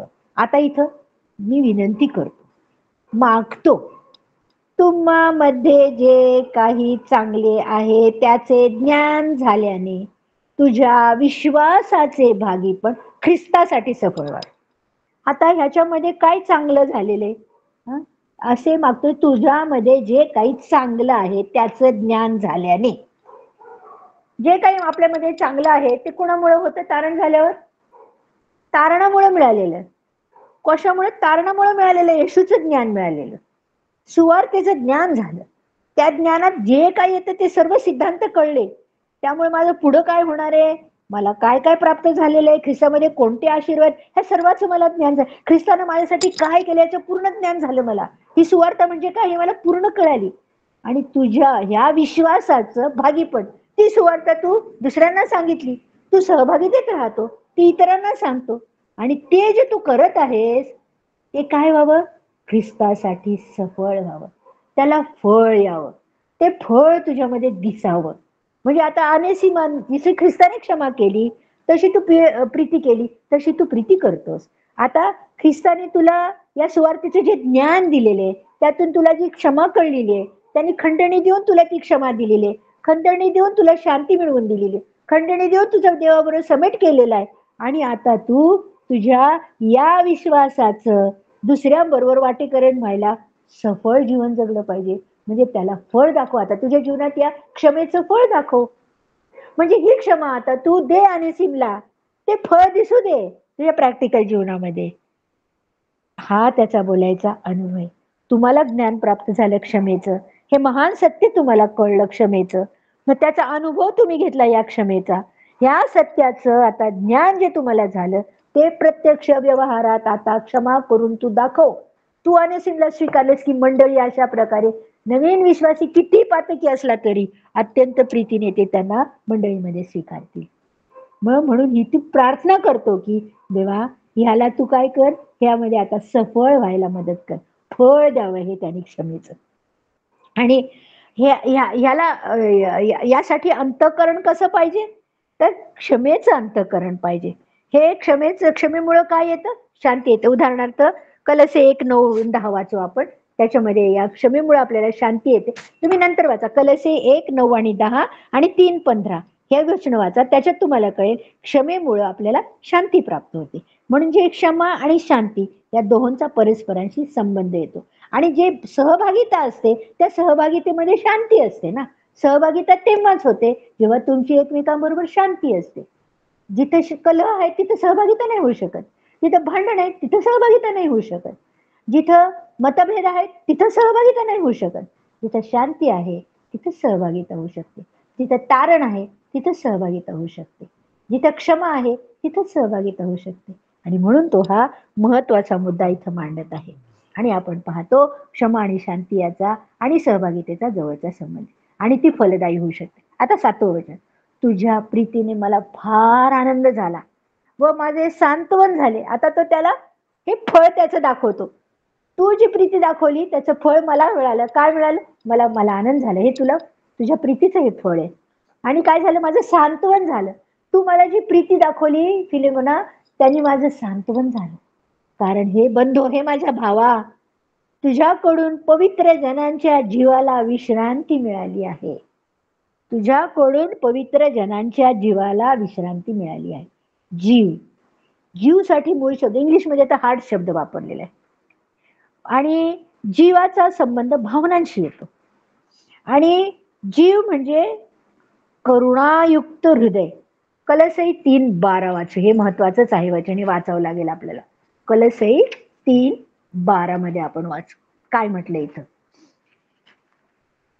कलसई 3:12, तेव्हा तुम्ही देवाचे पवित्र व प्रिय असे निवडलेले लोक आहात म्हणून करुणायुक्त हृदय, ममता, सौम्यता, लीनता, सहनशीलताही धारण करा. तर हृदय ह्याला शब्द काय? कसलं हृदय? करुणायुक्त हृदय. इंग्लिशमध्ये करुणायुक्त हृदय शब्द वापरला म्हणून मी त्यासाठी हे वचन काढलं. आणि मराठीमध्ये इथं हृदय शब्द नाही वापरला, इथं जीव शब्द वापरला. पण जीवाचा शब्द हृदयाशीच येतो. आणि जीव हा शब्द हृदयाशी संबंधित आहे. जीव हा शब्द भावनांशी संबंधित आहे. आणि कुठल्या भावना? तर करुणायुक्त हृदय ही भावना. आणि करुणायुक्त हृदय यामुळं काय झाली? मला विश्रांती मिळाली. तुझी प्रीती जी आहे ती प्रीती केव्हा येते? प्रीतीमध्ये काय दिसतं? करुणा दिसते. प्रीतीतून काय दिसतं? दया दिसते. प्रीतीतून काय दिसतं? आपण दुसऱ्यांच्या विषयी कणव असलेला आपल्याला दिसतो. आणि मला त्यामुळं हे मिळालं बाबा. मला काय मिळालं? करुणा मिळाली. मला तुझ्याकडून शांती मिळाली. मला तुझ्याकडून विसावा मिळाला. मग विसावा हा शब्द खरं तर सैन्यासाठी वापरला जायचा. त्यावेळी त्या काळामध्ये तर सैन्यांना जेव्हा विसावा द्यायचे तेव्हा कुठेतरी एका ठराविक जागी त्यांनी सगळ्यांनी थांबायचं, थोडा आराम करायचा, खाय प्यायचं, फ्रेश व्हायचं, मग पुढे परत कूच करायचं. तेव्हा त्यासाठी विसावा हा शब्द वापरायचा. पौलाला किती हा लागू आहे बरं. हा सैनिक, तो ह्याला पण सैनिक म्हणतोय ना, कोणाला? आर्खिपाला. आता तो इथं तो स्वतःला पण त्याच कॅटेगरीमध्ये आणून हा शब्द वापरत आहे की मला काय विसावा मिळालेला आहे. बंदिवान, मी जो बंदिवान त्या मला विसावा मिळालेला आहे. म्हणजे एवढं आता तो शेवटाला आलेला आहे आयुष्याच्या. अत्यंत खडतर जीवन जगला. या ख्रिस्ताचा सैनिक म्हणून अत्यंत खडतर जीवन जगला. त्याला जे सोपवलेलं काम पूर्ण करायचंय त्याच्यासाठी खडतर जीवन जगला.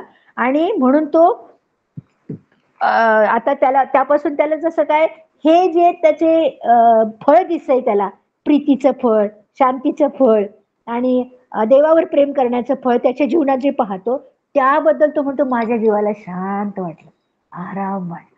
म्हणजे पौलाचा आराम कशात आहे?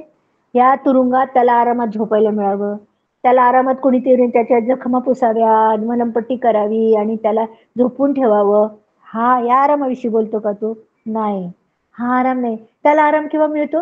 त्याचे तारलेले पवित्र जन एकमेकांवर प्रीती करतात, एकमेकांना क्षमा करतात, एकमेकांबरोबर ऐक्याने राहतात, एकमेकांना उत्तेजन देतात, एकमेकांसाठी प्रार्थना करतात. त्यात त्याला आनंद आहे. एकमेकांबरोबर बसतात, सहभागिता घेतात, प्रार्थना करतात, वचन शिकतात, एकमेकांबरोबर वेळ घालवतात. यात त्याला आनंद आहे, यात त्याला विसावा आहे. त्याच्या या बेडीत असलेल्या जीवनामधला विसावा त्याचा हाच आहे की पवित्र जन एकमेकांबरोबर शांतीने राहून आनंद देतात त्याला. आता वचन 8 इथपासून पुढे काय मुद्दा आहे? तो कृती करणारा कोण? क्षमा करणारा व्यक्ती कृती करतो. आता ही कृती कशी करतो याचं वर्णन 8 ते 18 मध्ये आपण वाचणार आहे. 8वं वचन काय म्हटलं? याकरता जे योग्य ते तुला आज्ञा करून सांगायचं जरी मला ख्रिस्तद्वारा पूर्ण धैर्य आहे. 9वं पण जोडून वाचते. तरी प्रीतिस्तव विनंती करून सांगणे मला बरे वाटते. मला काय आहे, पूर्ण धैर्य आहे. काय सांगायचं तुला, सांगायचं हे बघ, तू ह्या अनेसिमला स्वीकार, एवढं मी सरळ तुला प्रेषितांच्या अधिकाराखाली सांगू शकतो. पण तरी पण प्रीतीस्तव मी तुझ्यावर प्रीती करतो, तू देवावर प्रीती करतो आणि आपण एकमेकावर प्रीती करतो. म्हणून मी तुला प्रीतीनं विनंती करणं मला जास्त बरं वाटतं. तुला नुसतं असं म्हटलं ना विनंती तर तू करशील, हे जास्त बरं आहे. मला आज्ञा नकोय द्यायला. मी वृद्ध झालेला पौल आणि आता ख्रिस्त येशूचा बंदिवान, तो मी तुला विनंती करतो. आता ह्या म्हातारपणी करतो रे तुला विनंती. तो म्हातारा काय किती वर्षाचा आहे, 60 वर्षाचं सांगितले मी तुम्हाला. पण 60 वर्षाच्या मानाने तो अधिक म्हातारा दिसत असेल का? हे जे कष्ट तुम्ही वाचाल त्याचे, उपासमार आणि चिंता काळजा आणि किती गलबत फुटलं, किती प्रवास केले, किती जागरण झाली, किती हे काय झालं त्याचं हे मारहाण झाली, त्याला तुरुंगवास झाला, अनेक खूप मोठी यादी. ह्या सर्वांचा विचार करता त्याचा परिणाम त्याच्या शरीरावर होऊन तो आता जास्त वृद्ध दिसतो आणि म्हणून तो स्वतःविषयी ह्या असा म्हणतो की खूप छळ संकट उपासमार भोगले, तुरुंगवास, प्रवासातल्या आणि त्याच्यात मंडळीतला विरोध, मंडळीतले कलह, मंडळीतल्या लोकांमध्ये शिरलेले खोटे शिक्षक यांच्या चिंता, यामुळे तो वयाच्या मानाने अधिक कृश झालेला असेल. या अवस्थेत आता तो खर तर अकारण तुरुंगात आहे. काही आरोप न त्याचा शाबित झालेला नाही, पण त्याविषयी तो एकही अक्षर बोलत नाही. त्याविषयी तो एकही अक्षर बोलत नाही, पण मी बंदिवाना एवढंच बोलतो. आता पुढं वचन 10, मी बंधनात असता ज्याला आध्यात्मिक जन्म दिला ते माझं लेकरू अनेसिम, याच्याविषयी तुला विनंती करतो. आत्ता तो अनेसिमचं नाव काढतो, कोणाविषयी बोलत आहे. मी आता ते माझं लेकरू, त्याला म्हणतो माझं लेकरू, कारण त्याला पुनर्जन्माचा जो अनुभव आला तो पौलामुळे आल्यामुळे तो त्याला माझं लेकरू म्हणतो. आणि हे आपण जेव्हा वृद्ध लोक जेव्हा आपण तरुण मुलांना प्रभूकडे आणतो तेव्हा ती आपली प्रभू मधली लहान मुलंच असतात आणि म्हणून तो त्याला लेकरू म्हणून संबोधतो. आणि आता त्याचा कोण आहे, तो त्याचा चाकर आहे, गुलाम चाकर आहे. आणि पौलाचा कोण आहे, तो लेकरू आहे. आणि आता त्याच्याविषयी तो विनंती करतो, ही तो त्याच्या मनाची पूर्व तयारी करतो. तो पूर्वी तुला निरुपयोगी होता, तरी आता तुला व मलाही उपयोगी आहे. आता हे काय सांगतो तो, अनेसिम पूर्वी निरुपयोगी होता, आता तो उपयोगी आहे. योहानाच्या 9व्या अध्यायात आंधळा म्हणतो, पूर्वी मी आंधळा होतो आता मला दिसतं. त्याच्या नावाचा अर्थ उपयोगी होता. कोणाच्या, अनेसिमच्या नावाचा अर्थ उपयोगी होता, तरी तो निरुपयोगी होता. आता तो नावाप्रमाणे उपयोगी झालेला आहे असं तो सांगतो. याकोब कसा होता, ठकवा होता. ठकव्याचा काय झाला, इस्राയേल झाला, निवडलेला, वेगळा केलेला आणि इस्रायल राष्ट्राचा मूळ पुरुष झाला. तारणात काय होतं, देव नसत्याचं अस्त करतो, कारण त्याचं नीतिमत्व तो आपल्याला पांघरतो आणि त्याचा नवा स्वभाव आपल्याला तो देतो. आपल्याला बदलले रे तो, म्हणून आपण पण निरुपयोगी होतो आणि आपण उपयोगी झालो. आता हा अनेसिम पण निरुपयोगी होता, आता उपयोगी झाला. लक्षात ठेव, पण आता तुला मला पण तो उपयोगी आहे. म्हणजे तू उपयोगी झाला, मी उपयोगी झालो, आता तोही उपयोगी झाला, आपण सगळे एकमेकांना उपयोगी झालो. आता एकाच गटातले आपण झालो रे, असं तो त्याच्या पुढे आणतो. तुला स्वभाव येशूचा मिळाला, मला स्वभाव येशूचा मिळाला, त्याला स्वभाव येशूचा मिळाला, त्याला नीतिमत्वानी पांघरलं, मला नीतिमत्वानी पांघरलं आणि तुला नीतिमत्वानी पांघरलं, असं म्हणून तो तिघांना एका गटामध्ये आणतो आणि हा नवा स्वभाव आपल्याला देतो. अनेसिमचं पूर्णपणे पुनरुज्जीवन झाल्याची तो हमी देतोय, त्याला खात्री देतोय, पटवतोय, बघ तो कसा झालाय ते. आणि मग आता तू हे बघ, त्याला तपास आणि मग तुला काय आढळेल बघू. 12 वचन, त्याला म्हणजे खुद्द माझ्या प्राणालाच मी तुझ्याकडे पाठवत आहे. आता ही कृती काय झाली, माझा प्राण. आता मला तो जो निरुपयोगी होता तो मला तर उपयोगीच झालाय, कारण का मला जी प्रीती झाली दिलेली आहे येशूनी, त्या प्रीतीमुळे तो माझा इतका प्रिय झालाय की माझ्या प्राणासारखं मला प्रिय झालाय. तसं तुला पण प्राणासारखं प्रिय होऊ दे, मला पण प्राणासारखं प्रिय होऊ दे आणि त्याला पण आपण प्राणासारखे प्रिय होऊ दे, असं त्याचा मुद्दा त्याला सांगायचा आहे. त्या पौलाचं त्याच्यावर खूप प्रेम आहे. आता वचन 13 मध्ये, सुवार्तेमुळे मी बंधनात पडलो असता तुझ्याऐवजी माझी सेवा त्याने करावी म्हणून त्याला जवळ ठेवण्याचे माझ्या मनात होते. आता तो काय सांगतो, माझी इच्छा होती, आता ह्याचं तारण झालं ना, ठेवतो महिला माझ्याकडं, अजून जरा शिकवतो त्याला, अजून जरा तयार करतो आणि मग सेवेला कुठेतरी पाठवून देतो, असं माझ्या मनात होतं. तरी तुझ्या संमतीशिवाय काही करणे मला बरे वाटले नाही. काय स्वभाव ह्या पावलाचा. पौल फिलोमेनाचा गुरु असल्यासारखा आहे. तो त्यांनी त्याला विश्वासात आणण्यामध्ये तो महान आहे, पण तो स्वतःला फिलोमेनाच्या बरोबरीला लेखतो. का? कारण ही गोष्टच अशी आहे की देवाने सगळ्यांना समसमान दिले. एकाला तारण दिलं म्हणजे सर्वांना ते तेवढंच दिलं. मग मला जेवढे तारणातले आशीर्वाद ते सर्व त्या व्यक्तीला तारणातले सर्व आशीर्वाद आहे. मला जितका पवित्र आत्मा असेल तितका पवित्र आत्मा त्याही व्यक्तीला आहे. जे काही ते सर्व समान तारणात जे आहे ते सर्व समान सर्वांना दिले. जो शेवटच्या तासाला आला त्याला एकच पावली मिळाली, जो सकाळीच आला त्याला एकच पावली मिळाली, जो 12 वाजता आला त्याला एकच पावली मिळाली, जो दुपारी आला त्याला एकच पावली मिळाली. हा जो सिद्धांत येशू दाखवतो तो तारणाच्या बाबतीत अगदी असाच आहे. कोणाला जास्त नाही, प्रतिफळाच्या मध्ये फरक आहे. तुम्ही प्रभूसाठी जीवन किती झोकून देऊन जगलात त्याच्यावर प्रतिफळ अवलंबून आहे. प्रतिफळ वेगळं वेगळं असेल, पण तारणाचे सर्व आशीर्वाद तुम्हाला मला सर्वांना तितक्याच प्रमाणात सारखेच प्राप्त होणार आहे. म्हणून तो त्याच्यावर आणतो आणि त्याच्यावर सोपवतो. काय? तू घे निर्णय. मला नाही बरं वाटलं तुला न विचारता मी त्याला माझ्याकडे ठेवून घेऊ. कसा आहे हा ना. म्हणजे जो क्षमा करणारा असतो तो स्वतःला दुसऱ्यांपेक्षा आपण मोठे म्हणतच नाही, वागवतच नाही. त्याला त्याचा अधिकार देतो, त्याला त्याचं स्वातंत्र्य देतो, आपलं त्याच्यावर काही लादत नाही आणि देवाच्या संमतीने प्रत्येक गोष्ट तो करतो. यासाठी की तुझा उपकार जुलमाने झाल्यासारखा नसावा तर खुशीने केलेला असावा. जे काही तू करशील ते मनापासून असावं, प्रभूने तुला प्रेरणा दिल्यातून असावं असं त्याला वाटतं. म्हणजे क्षमा करणारा कसा रिलेशनशिप ठेवतो इथं पहा. आपण पण थोडं आता हे बोलत असताना पाहूया की आपण कसं करतो. आपण एकमेकांबरोबर कशा प्रकारे सहभागिता ठेवताना हे सगळं करतो का आपण. हे तुम्ही आता हे सगळं मी बोलत असताना तुम्ही स्वतःशी हे करा, आत्मपरीक्षण करा. आता 15 वर्षातील कदाचित तो तुझ्यापासून ह्यामुळेच काही वेळ वेगळा झाला असेल की त्याने युगानुयुग तुझे व्हावे.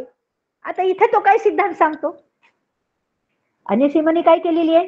चोरी केलेली आहे, मोठी चोरी काहीतरी केलेली आहे आणि या घरामध्ये की तो पळून गेलेला आहे, की तुरुंगाची शिक्षा त्याला झालेली होती आणि तिथं त्याला अनेसिम भेटलेला आहे पौलाला आणि तिथं त्याचं तारण झालेलं. कदाचित तो तुझ्यापासून ह्यामुळेच वेगळा झाला असेल. हे देवाने घडू दिलं, अनेसिम कडून घडू दिलं. तुम्ही म्हणाल अनेसिमला त्यांनी देवाने हे करायला भाग पाडलं का? नाही, त्यांनी हे भाग नाही पाडलं. अनेसिमने स्वतःच्या इच्छेने केलं, पण देवाने ही घटना आपल्या हातात घेतली आणि ती आपल्याला हवी तशी बदलली. म्हणजे त्याला तुरुंगात जाऊ दिलं, पण तुरुंगात गेल्यावर त्याला पौलाच्या संपर्कात येऊ दिलं, त्याचं पौलाशी संभाषण म्हणजे त्याचं तारण होणं पण देवाने आयोजित केलं याच्यातून. म्हणजे अनेसिमला काय कळावं, अरे देवाने मला कशावर केवढी दया केली, मी काय होतो मला काय केलं, हे देवाने केलं. म्हणजे त्यांनी काहीच केलं नाही त्याच्या तारणासाठी, हे सगळं देवाने घडवून आणलं. त्यांनी तर सगळं वाईटच केलं, तुरुंगाजवळ शिक्षा भोगत बसला, इतकं वाईट केलं. आणि देवाने काय केलं? त्याच्या तारणासाठी ती गोष्ट वापरून घेतली आणि त्याचं जीवनच बदलून टाकलं. मग यासाठीच तो वेगळा झाला असेल की त्याने युगानुयुग तुझे व्हावे. म्हणजे कोणाचं होय? मालक आणि हा गुलाम या दोघांचे संबंध असे व्हावे की त्यांनी युगानुयुग ख्रिस्ताबरोबर राहावं. म्हणजे हा कसा व्हावा? त्याचा हा गुलाम असलेला चाकर, हा चाकर आणि मालक एकाच स्तरावर यावेत आणि दोघांनी मिळून एकाच स्तरावर प्रभूच्या राज्यामध्ये राहावं. सगळंच बदलून देव काय करून टाकतो, कुठं बदलतो पहा. हे देवाने घडवलं. मग माझ्या जीवनामध्ये वाईट होवो, अत्यंत वाईट होवो, कितीही वाईट होवो, काही होवो आणि त्याबद्दल मला खंत पण वाटो, पण मी माझ्या मनामध्ये आता काय ठरवायचं? नाही, देवाचा ह्याच्यामध्ये काय येतो असेल, काहीतरी चांगला येतो. देव ते सर्व, आपण जर प्रभूला शरण गेलो तर सर्व काही देव त्या व्यक्तीच्या कल्याणार्थ उत्तम ते तोच शेवट करण्यासाठी वापरून घेतो. आणि यासाठी युगानुयुग युगानयुग या मालकाने आणि त्या दासाने पण युगानयुग देवाच्या सहवासात असावं, हा देवाचा केवढा मोठा उद्देश. त्याने आजपासून केवळ दासच नव्हे तर दासापेक्षा श्रेष्ठ म्हणजे प्रिय बंधू असे व्हावे. मला तो विशेष प्रिय आहे आणि तुला तर देहदृष्ट्या व प्रभूचा च्या ठाई याहून कितीतरी अधिक प्रिय व्हावा. हा बापरे, ह्या प्रीतीला तो काय वर्णन करतो. त्याने आजपासून कसं प्रिय व्हावं याचं वर्णन तो करतो. ही देवाची जी सार्वभौम इच्छा ती अनेसिमच्या जीवनात पूर्ण झाली. दुष्कृत्य घडणं हे देवाने त्याच्या कल्याणासाठी वापरून घेतलं आणि देवानं त्या अनेसिमला पश्चात्तप्त केलं आणि त्याला परत मालकाकडे जाऊ दिलं. ही सुद्धा देवाची इच्छा. आता तो तुझ्याकडे आलाय, हे सुद्धा देवाने घडवलंय, तुझ्याकडे पाठवलंय त्याला. हे का? कारण तुम्ही युगानुयुग प्रभूचं व्हावं, ही देवाची सार्वभौम इच्छा. आता या वचन 16 मध्ये पौल अनेसिमला स्वातंत्र्य मागत नाही, त्याला स्वतंत्र कर म्हणत नाही. तू सोडून देईन त्या गुलामला असं नाही म्हणत. तो काय म्हणतो, तू आता एकत्र राहायचंय, युगानुयुग एकत्र राहायचंय, त्याला सोडू नको. तुम्ही कधीच सोडणार नाही, युगानुयुग सोडणार नाही आता, असं तो हमी देतो त्याला. ख्रिस्ती धर्म हा गुलामगिरी पूर्णपणे नामशेष नाही करत, तर पवित्र जनांसाठी सुरक्षितता, आनंद, भलाई, उत्तम ही असली गुलामगिरी तो त्या ठिकाणी उपलब्ध करून देतो. म्हणजे अशा गुलामीत आता हे राहणार की ते एकमेकांसाठी जगणार. म्हणजे काय, आता अनेसिम त्याची सेवा करणार, कसली? आध्यात्मिक. आणि हा पण त्याची सेवा करणार, कसली? आध्यात्मिक. आध्यात्मिकरित्या तो त्याला आपल्या जवळ करणार, बंधू केला आता त्याला, मग राहीलच नाही तिथं काय. ही गुलामगिरी जी आहे तो गुलामच आहे ना, पण कसला गुलाम आहे हा? स्वतंत्र गुलाम, ख्रिस्तामध्ये स्वातंत्र्य मिळालेले गुलाम आहेत हे दोघं पण. आणि म्हणून ते काय आहेत, त्यांनी एकमेकांना युगानुयुग एकत्र राहण्यासाठी स्वीकारलेले. फिलेमोन आता त्या गुलामाला आपला बंधू म्हणणार आणि ते दोघं मिळून एकत्र काम करणार. आणि मालक ख्रिस्तामधील ऐक्य, ते मालक आणि धनी ख्रिस्तामधलं, धनी आणि गुलाम ख्रिस्तामधलं ऐक्य उपभोगणार, आत्मिक ऐक्य उपभोगणार, एकत्र उपासना करणार, एकत्र मंडळीत सेवा करणार. मंडळीत पण त्याला सेवा मिळणार, घरातच फक्त नाही, मंडळीत पण सेवा. आणि एकत्र सेवेला जाणार मालक आणि धनी मिळून. काय बदलतो देव हे. अशा प्रकारे आम्ही राहावं अशी प्रभूची इच्छा आहे. आपण विचार करूया आपलं काय चाललेलं आहे एकमेकांबरोबर मंडळीमध्ये, कशा प्रकारची सहभागिता. 17 ते 19 आता. आता म्हणून जर तू मला आपला भागीदार समजतोस तर तो मीच आहे असं मानून त्याचा अंगीकार कर. आता तुझं काहीतरी तू गमावलेस ना, धन गमावलेलं आहेस, मग मीच आहे असं समज, मीच ते धन आहे असं समज. आणि त्याने तुझं काही नुकसान केलं असलं तर तुझं जे काही देणार असेल ते सर्व माझ्या खाती मान. हा माझा पौलाचा स्वदस्तूरचा लेख आहे, हे मी फेडीन, शिवाय तू स्वतःच माझे ऋण आहेस, पण हे तुला मी म्हणत नाही. आता तो कुठल्या ऋणाविषयी म्हणतो? तो म्हणतो भरपाई हवी ना, ती द्यायला पौल तयार आहे. मग ती भरपाई कोणती म्हणतो? येशूने आपल्यासाठी जशी खंडणी भरून दिली ती कृती आपण कृतीत आणूया. मग पौल कित्ता घालून देते. व्यवहारात आपण नेमकं काय करायचंय?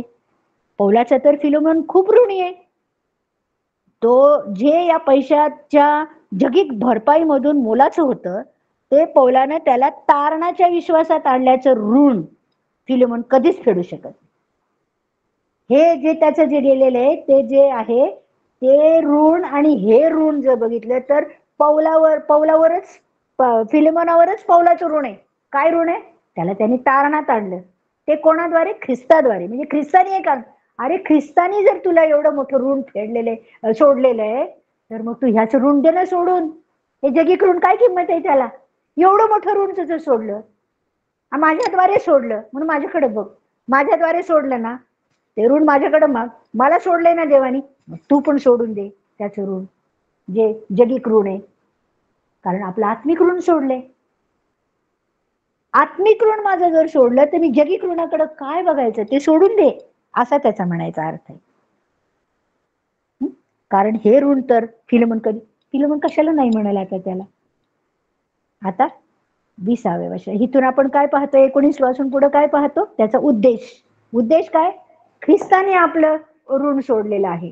ते ऋण सोडायला येशूनी मला वापरलेले आहे. सुवार्तेचा उद्देशच काय आहे की ऋण ख्रिस्तानी फेडलंय तुमच्यासाठी, त्या ख्रिस्ताला स्वीकारा हे सांगणं सुवार्ता आहे. मग आता मी तुला सांगतो, ख्रिस्तानी तुला ऋण सोडायचं शिकवले, ते तू व्यवहारात उपभोगलं. आता तू हे जगिक ऋण आहे ना ते सोडून द्यायला तू आता त्याला क्षमा करून टाक, कारण ख्रिस्तानी आपल्याला केवढी क्षमा केली. हा उद्देश आहे. कशाचा? क्षमेचा उद्देश आहे. पापाचं ऋण आमचं फिटवण्यासाठी आपण ख्रिस्तानी क्षमा केली, तशी एकमेकांना कशातही क्षमा करायला शिक. हे तारलेली व्यक्ती काय करते? काहीही घडू दे आपल्या विरोधात क्षमाच करते. आपण भांडायचं नाही, क्षमाच करून टाकायची. भांडण कशाला पाहिजे? सोडून द्यायचं. अपराध घडलाय, सोडून द्यायचं. अरे ख्रिस्तानी माझे केवढे अपराध सोडले, मी हा अपराध काय सोडू नको देऊ? हे तर जगिक गोष्टी आहेत. या मी त्याच्यासमोर उभंच राहू शकत नाही, पित्यासमोर उभंच राहू शकत नाही. माझ्या पापासाठी समेट होणारच माझं कसं? अशी परिस्थिती असताना त्यांनी मला जर सोडलेले, तर मी दुसऱ्यांचं ऋण का नाही सोडू शकत? खूप मोठा संदेश याच्यामध्ये आहे की आम्ही मंडळीमध्ये सुद्धा कशाला पक्षभेदन हे पाहिजे, सोडून द्यायचं. क्षमा करणं खूप महत्वाचं आहे, कारण देवाने मला फार क्षमा केली. मी त्याचा मोठा ऋणी आहे. मी कोणाचं पण घेऊन तुम्हाला एवढं कार्य नाही सोडत, तू हे कार्य केलं म्हणून कशाला गचंडी कोणाची धरायची? मी प्रभूंनी मला ऋण सोडलं, मी कोणाचंही कसलंही ऋण सोडायला तयार आहे. क्षमून म्हणून पौल काहीतरी अधिक फिलोमेनाला विनवत होता. अनेसिमला परत स्वीकारायची, मनात किंतु न बाळगता स्वीकारायची तो अपेक्षा करत होता. अनेसिमला त्याची इतर सेवेत आत्मिक सेवा करायला संधी द्यायची तो अपेक्षा करत होता. दुसरं कोणी फिलोमेनाशी चुकीचं वागलं असतील तर त्यांनाही त्यानं क्षमा करायची होती, हे तो शिकवत होता. या सर्वात कुठेही पौल अनेसिमला स्वातंत्र्य दे असं सांगत नाही. अशा रीतीने आपण एकमेकांना सर्व बांधलेले आहोत. वचन 22. त्यातल्या त्यात माझी राहण्याची व्यवस्था करून ठेव, कारण तुमच्या प्रार्थनांच्या द्वारे माझे तुमच्याकडे येणे होईल अशी मला आशा आहे. आता महत्वाचं ते बोलून झालं. आता पौलाला इच्छा लागली, कधी मी फिलोमेनाला भेटीन, कधी मी अनेसिमला भेटीन, कधी मी कलसेच्या मंडळीला भेटीन, कधी मी तुखिकाला भेटीन, जे माझं हे काम करत आहे. आता तुम्ही तुरुंगात आहे, मला जेव्हा सुटलं प्रार्थना करा माझी सुटका व्हावी. आणि सोडलं बरं का. ह्याच्यानंतर रोमनी त्याला 2 वर्षासाठी मला वाटतं सोडलं, काही वर्षानंतर परत त्याला अटक केली, मग शिरच्छेद झाला त्याचा. पण तो ही अपेक्षा करतो की मला भेटायला यायला पाहिजे. मग तो त्याला सांगतो की माझी राहण्याची व्यवस्था करून ठेव, कारण ह्यांच्या घरी तो उतरायचा. मोठं घर होतं ना, मग त्याची खोली असेल कुठली तरी, ती स्वतंत्र खोली असेल, त्या खोली माझ्यासाठी तयार कर असं त्याला म्हणायचं. आणि तुरुंगातून लवकर यायची त्याला आशा आहे, लवकर यावी म्हणून प्रार्थना करायचा तो सांगतो. 23 वचन. ख्रिस्त येशूमध्ये माझा सहबंदीवान एपफ्रास. आता हा एपफ्रास कोण? हा एपफ्रास म्हणजे ह्याचं एफिसमध्ये पौलाच्या सहवासात असताना तारण झालं. ह्यानी जाऊन कलसेमध्ये प्रथम सुवार्ता सांगितली आणि कलसेची मंडळी एपफ्रासमुळे सुरू झाली. आणि म्हणून एपफ्रास हा सुद्धा पौलाचा एक सहकारी होता, ख्रिस्ताच्या सेवेमधला अत्यंत महत्वाचा व्यक्ती. ह्याचा अभ्यास फिलिप्पीकराचा पत्र जेव्हा करू तेव्हा आपण एपफ्रासचा अभ्यास करू. पण एपफ्रासवर स्वतंत्रपणे आपण पाहणार नाही, कारण आपण फिलेमोनाचं पत्र अभ्यासत आहोत. एवढंच तुम्हाला कळावं की एपफ्रास हा कलसेकरच्या मंडळी स्थापन करण्यामध्ये मोठा. आता इथं त्याचा उल्लेख का आला हे पण मला सांगू द्या. एपफ्रास इथं कुठे? इथं कसा आहे? तुरुंगात का आला इथं? तो तुरुंगात ह्याच्यासाठी आला की कलसेच्या मंडळीमध्ये त्यावेळेला खोटे शिक्षक शिरले होते आणि ते खोटे शिक्षक ख्रिस्ताविषयी, देवाविषयी, देवत्वाविषयी, निर्मितीविषयी अनेक प्रकारचे खोटं शिक्षण देऊन लोकांना भडकवत होते. आणि ही चिंता घेऊन एपफ्रास पौलाकडे आला होता. पौला असं चाललंय, कलसेमध्ये खोटे शिक्षक शिरलेले आहेत, ते लोकांना खऱ्या शिक्षणापासून भडकवत आहे, आता आपण काय करायचं? मग जे काही खोटे शिक्षण त्याच्याकडं आलेलं आहे त्या खोट्या शिक्षणाविषयी त्या मंडळीला जाग करण्यासाठी हा पौल कलसेकराचं पत्र होते. त्यांच्या समोर ते खोडून टाकतो ते मुद्दे, आणि म्हणून ते पत्र लिहिले. म्हणून ते पत्र सुद्धा घेऊन जायला एपफ्रास तिथं आलाय. म्हणजे एपफ्रास कलसेचं करायचं पत्र घेऊन जायला तिथं आलेलं आहे. कारण हा मुद्दा त्यांनी त्याच्याशी चर्चा केलेला आहे आणि ती चर्चा करून ते त्याच्यातून लिखित स्वरूपात घेऊन जाऊन तो तिथं देणार आहे. म्हणून एपफ्रास तिथं आलेला आहे. हे सगळे लोक दिसतात ते कशासाठी दिसतात? सगळ्यांना मंडळीची चिंता आहे.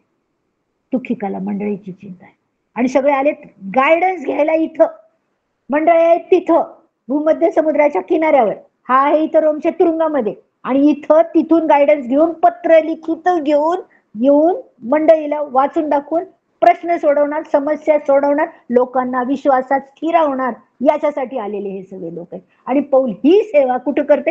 तुरुंगात करते. कसल्या तुरुंगात बघा.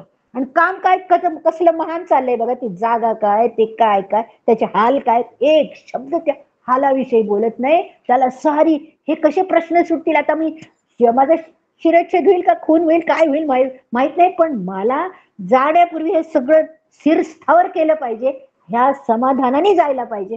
म्हणून हे लोक तिथे येत आहेत. तो त्यांना सल्ले देतोय, ती पत्र देतोय. ही खूप महत्वाची गोष्ट आहे. आणि म्हणून तो तिमोथीच्या पत्रामध्ये, शेवटच्या पत्रामध्ये म्हणू शकतोय, जे सुयुद्ध ते मी केलं आहे, धाव संपवली आहे, विश्वास राखलाय. आणि ते शेवटचं पत्र आहे बरं का, कालक्रमानं.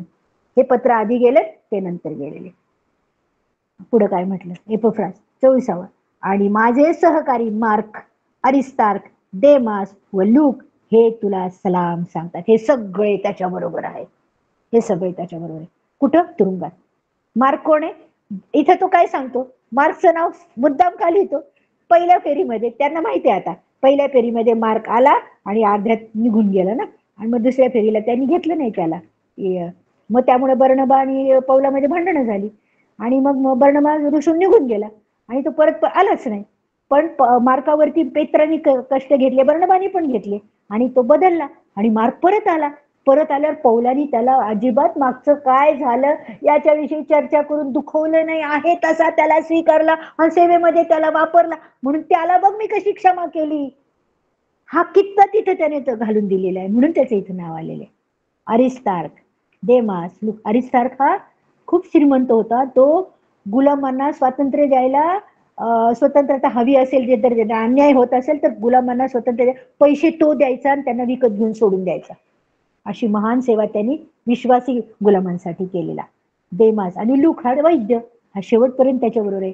पौलाची तो सेवा करायचा. म्हणजे त्याला कदाचित तो स्पंज देणं म्हणा किंवा त्याच्या जखमा धुणं म्हणा, औषध लावणं स्वतःहून करत असेल. पौलाला त्याचं काही पडलं नाही, पण हा काळजी घेत होता, डॉक्टर होता शेवटपर्यंत. पौलाला काहीतरी काटा त्याच्या शरीरात ठेवलेला होता माहिती, डोळ्याचा एक त्रास होता, त्यामुळे तो खूप हे नव्हता, सुदृढ नव्हता. अशा अवस्थेत त्याची काळजी घेणारा लूक आपल्याला इथे दिसतो, जे त्याची शारीरिक काळजी, त्याबद्दल खूप कृतज्ञता पौलाला आहे त्याच्याबद्दल, म्हणून त्याचं नाव इथे लिहिले. त्या सर्वांचा सलाम.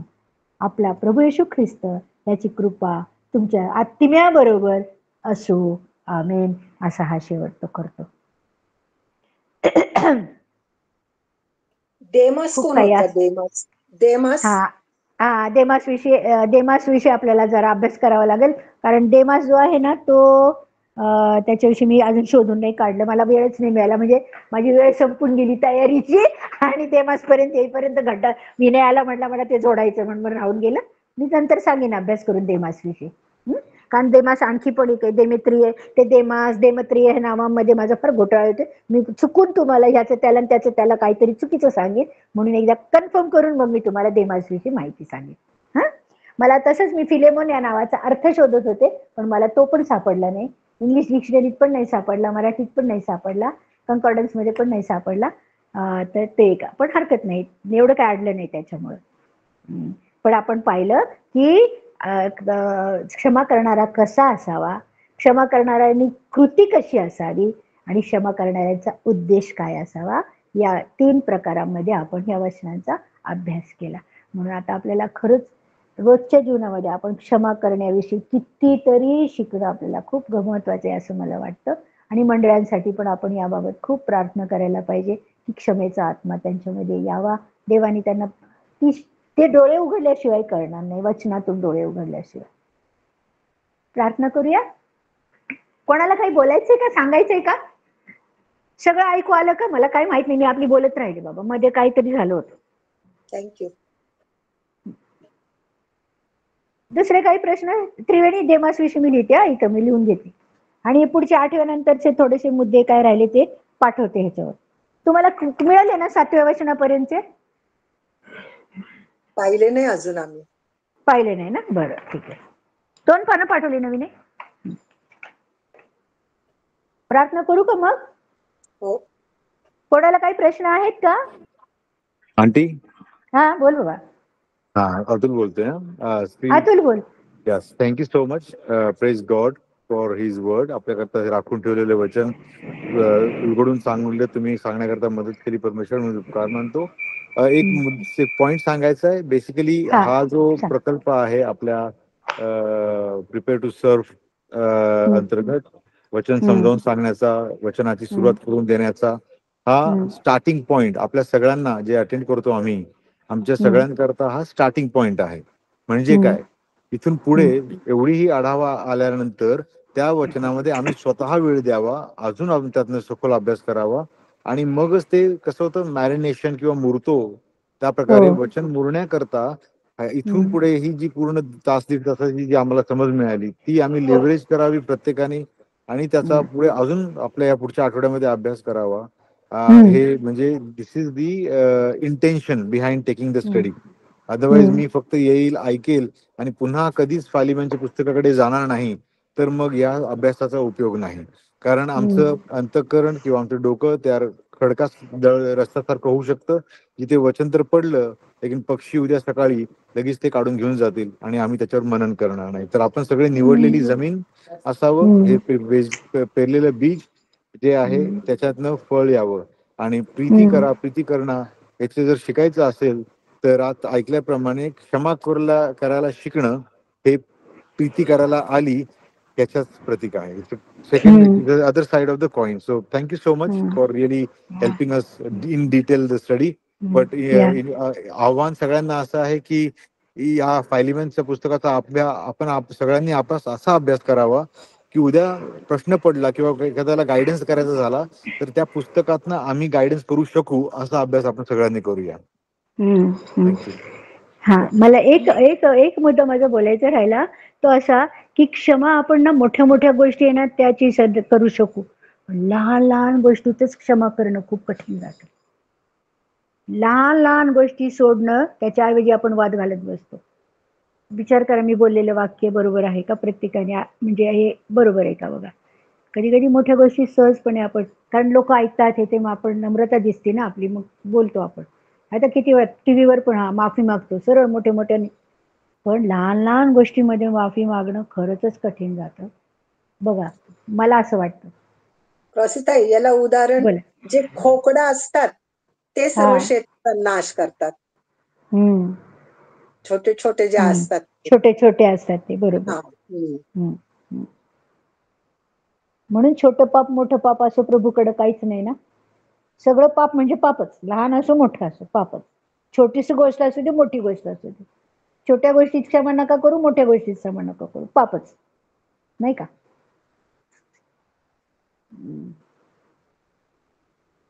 अजून कोणाला काही थिअरी?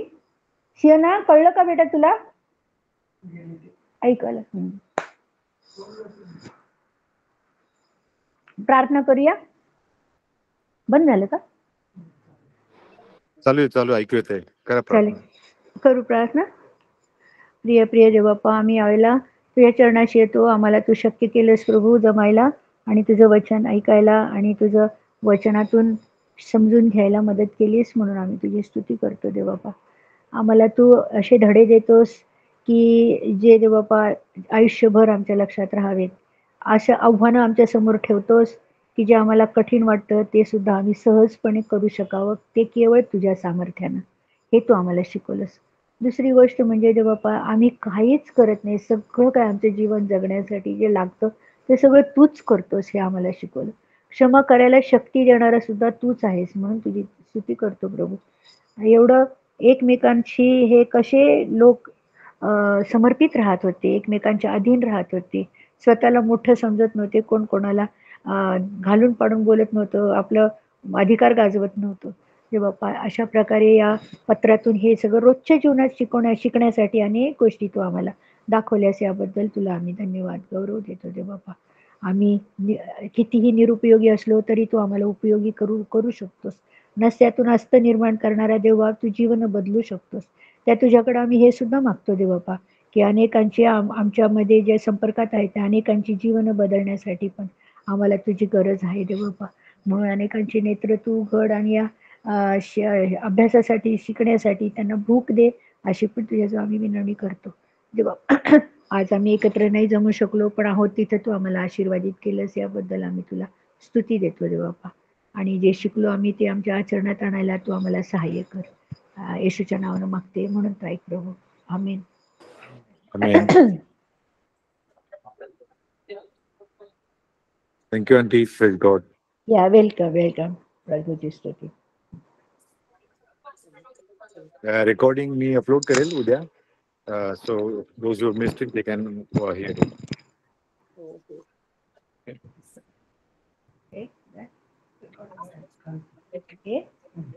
Okay. थँक्यू सगळ्यांना.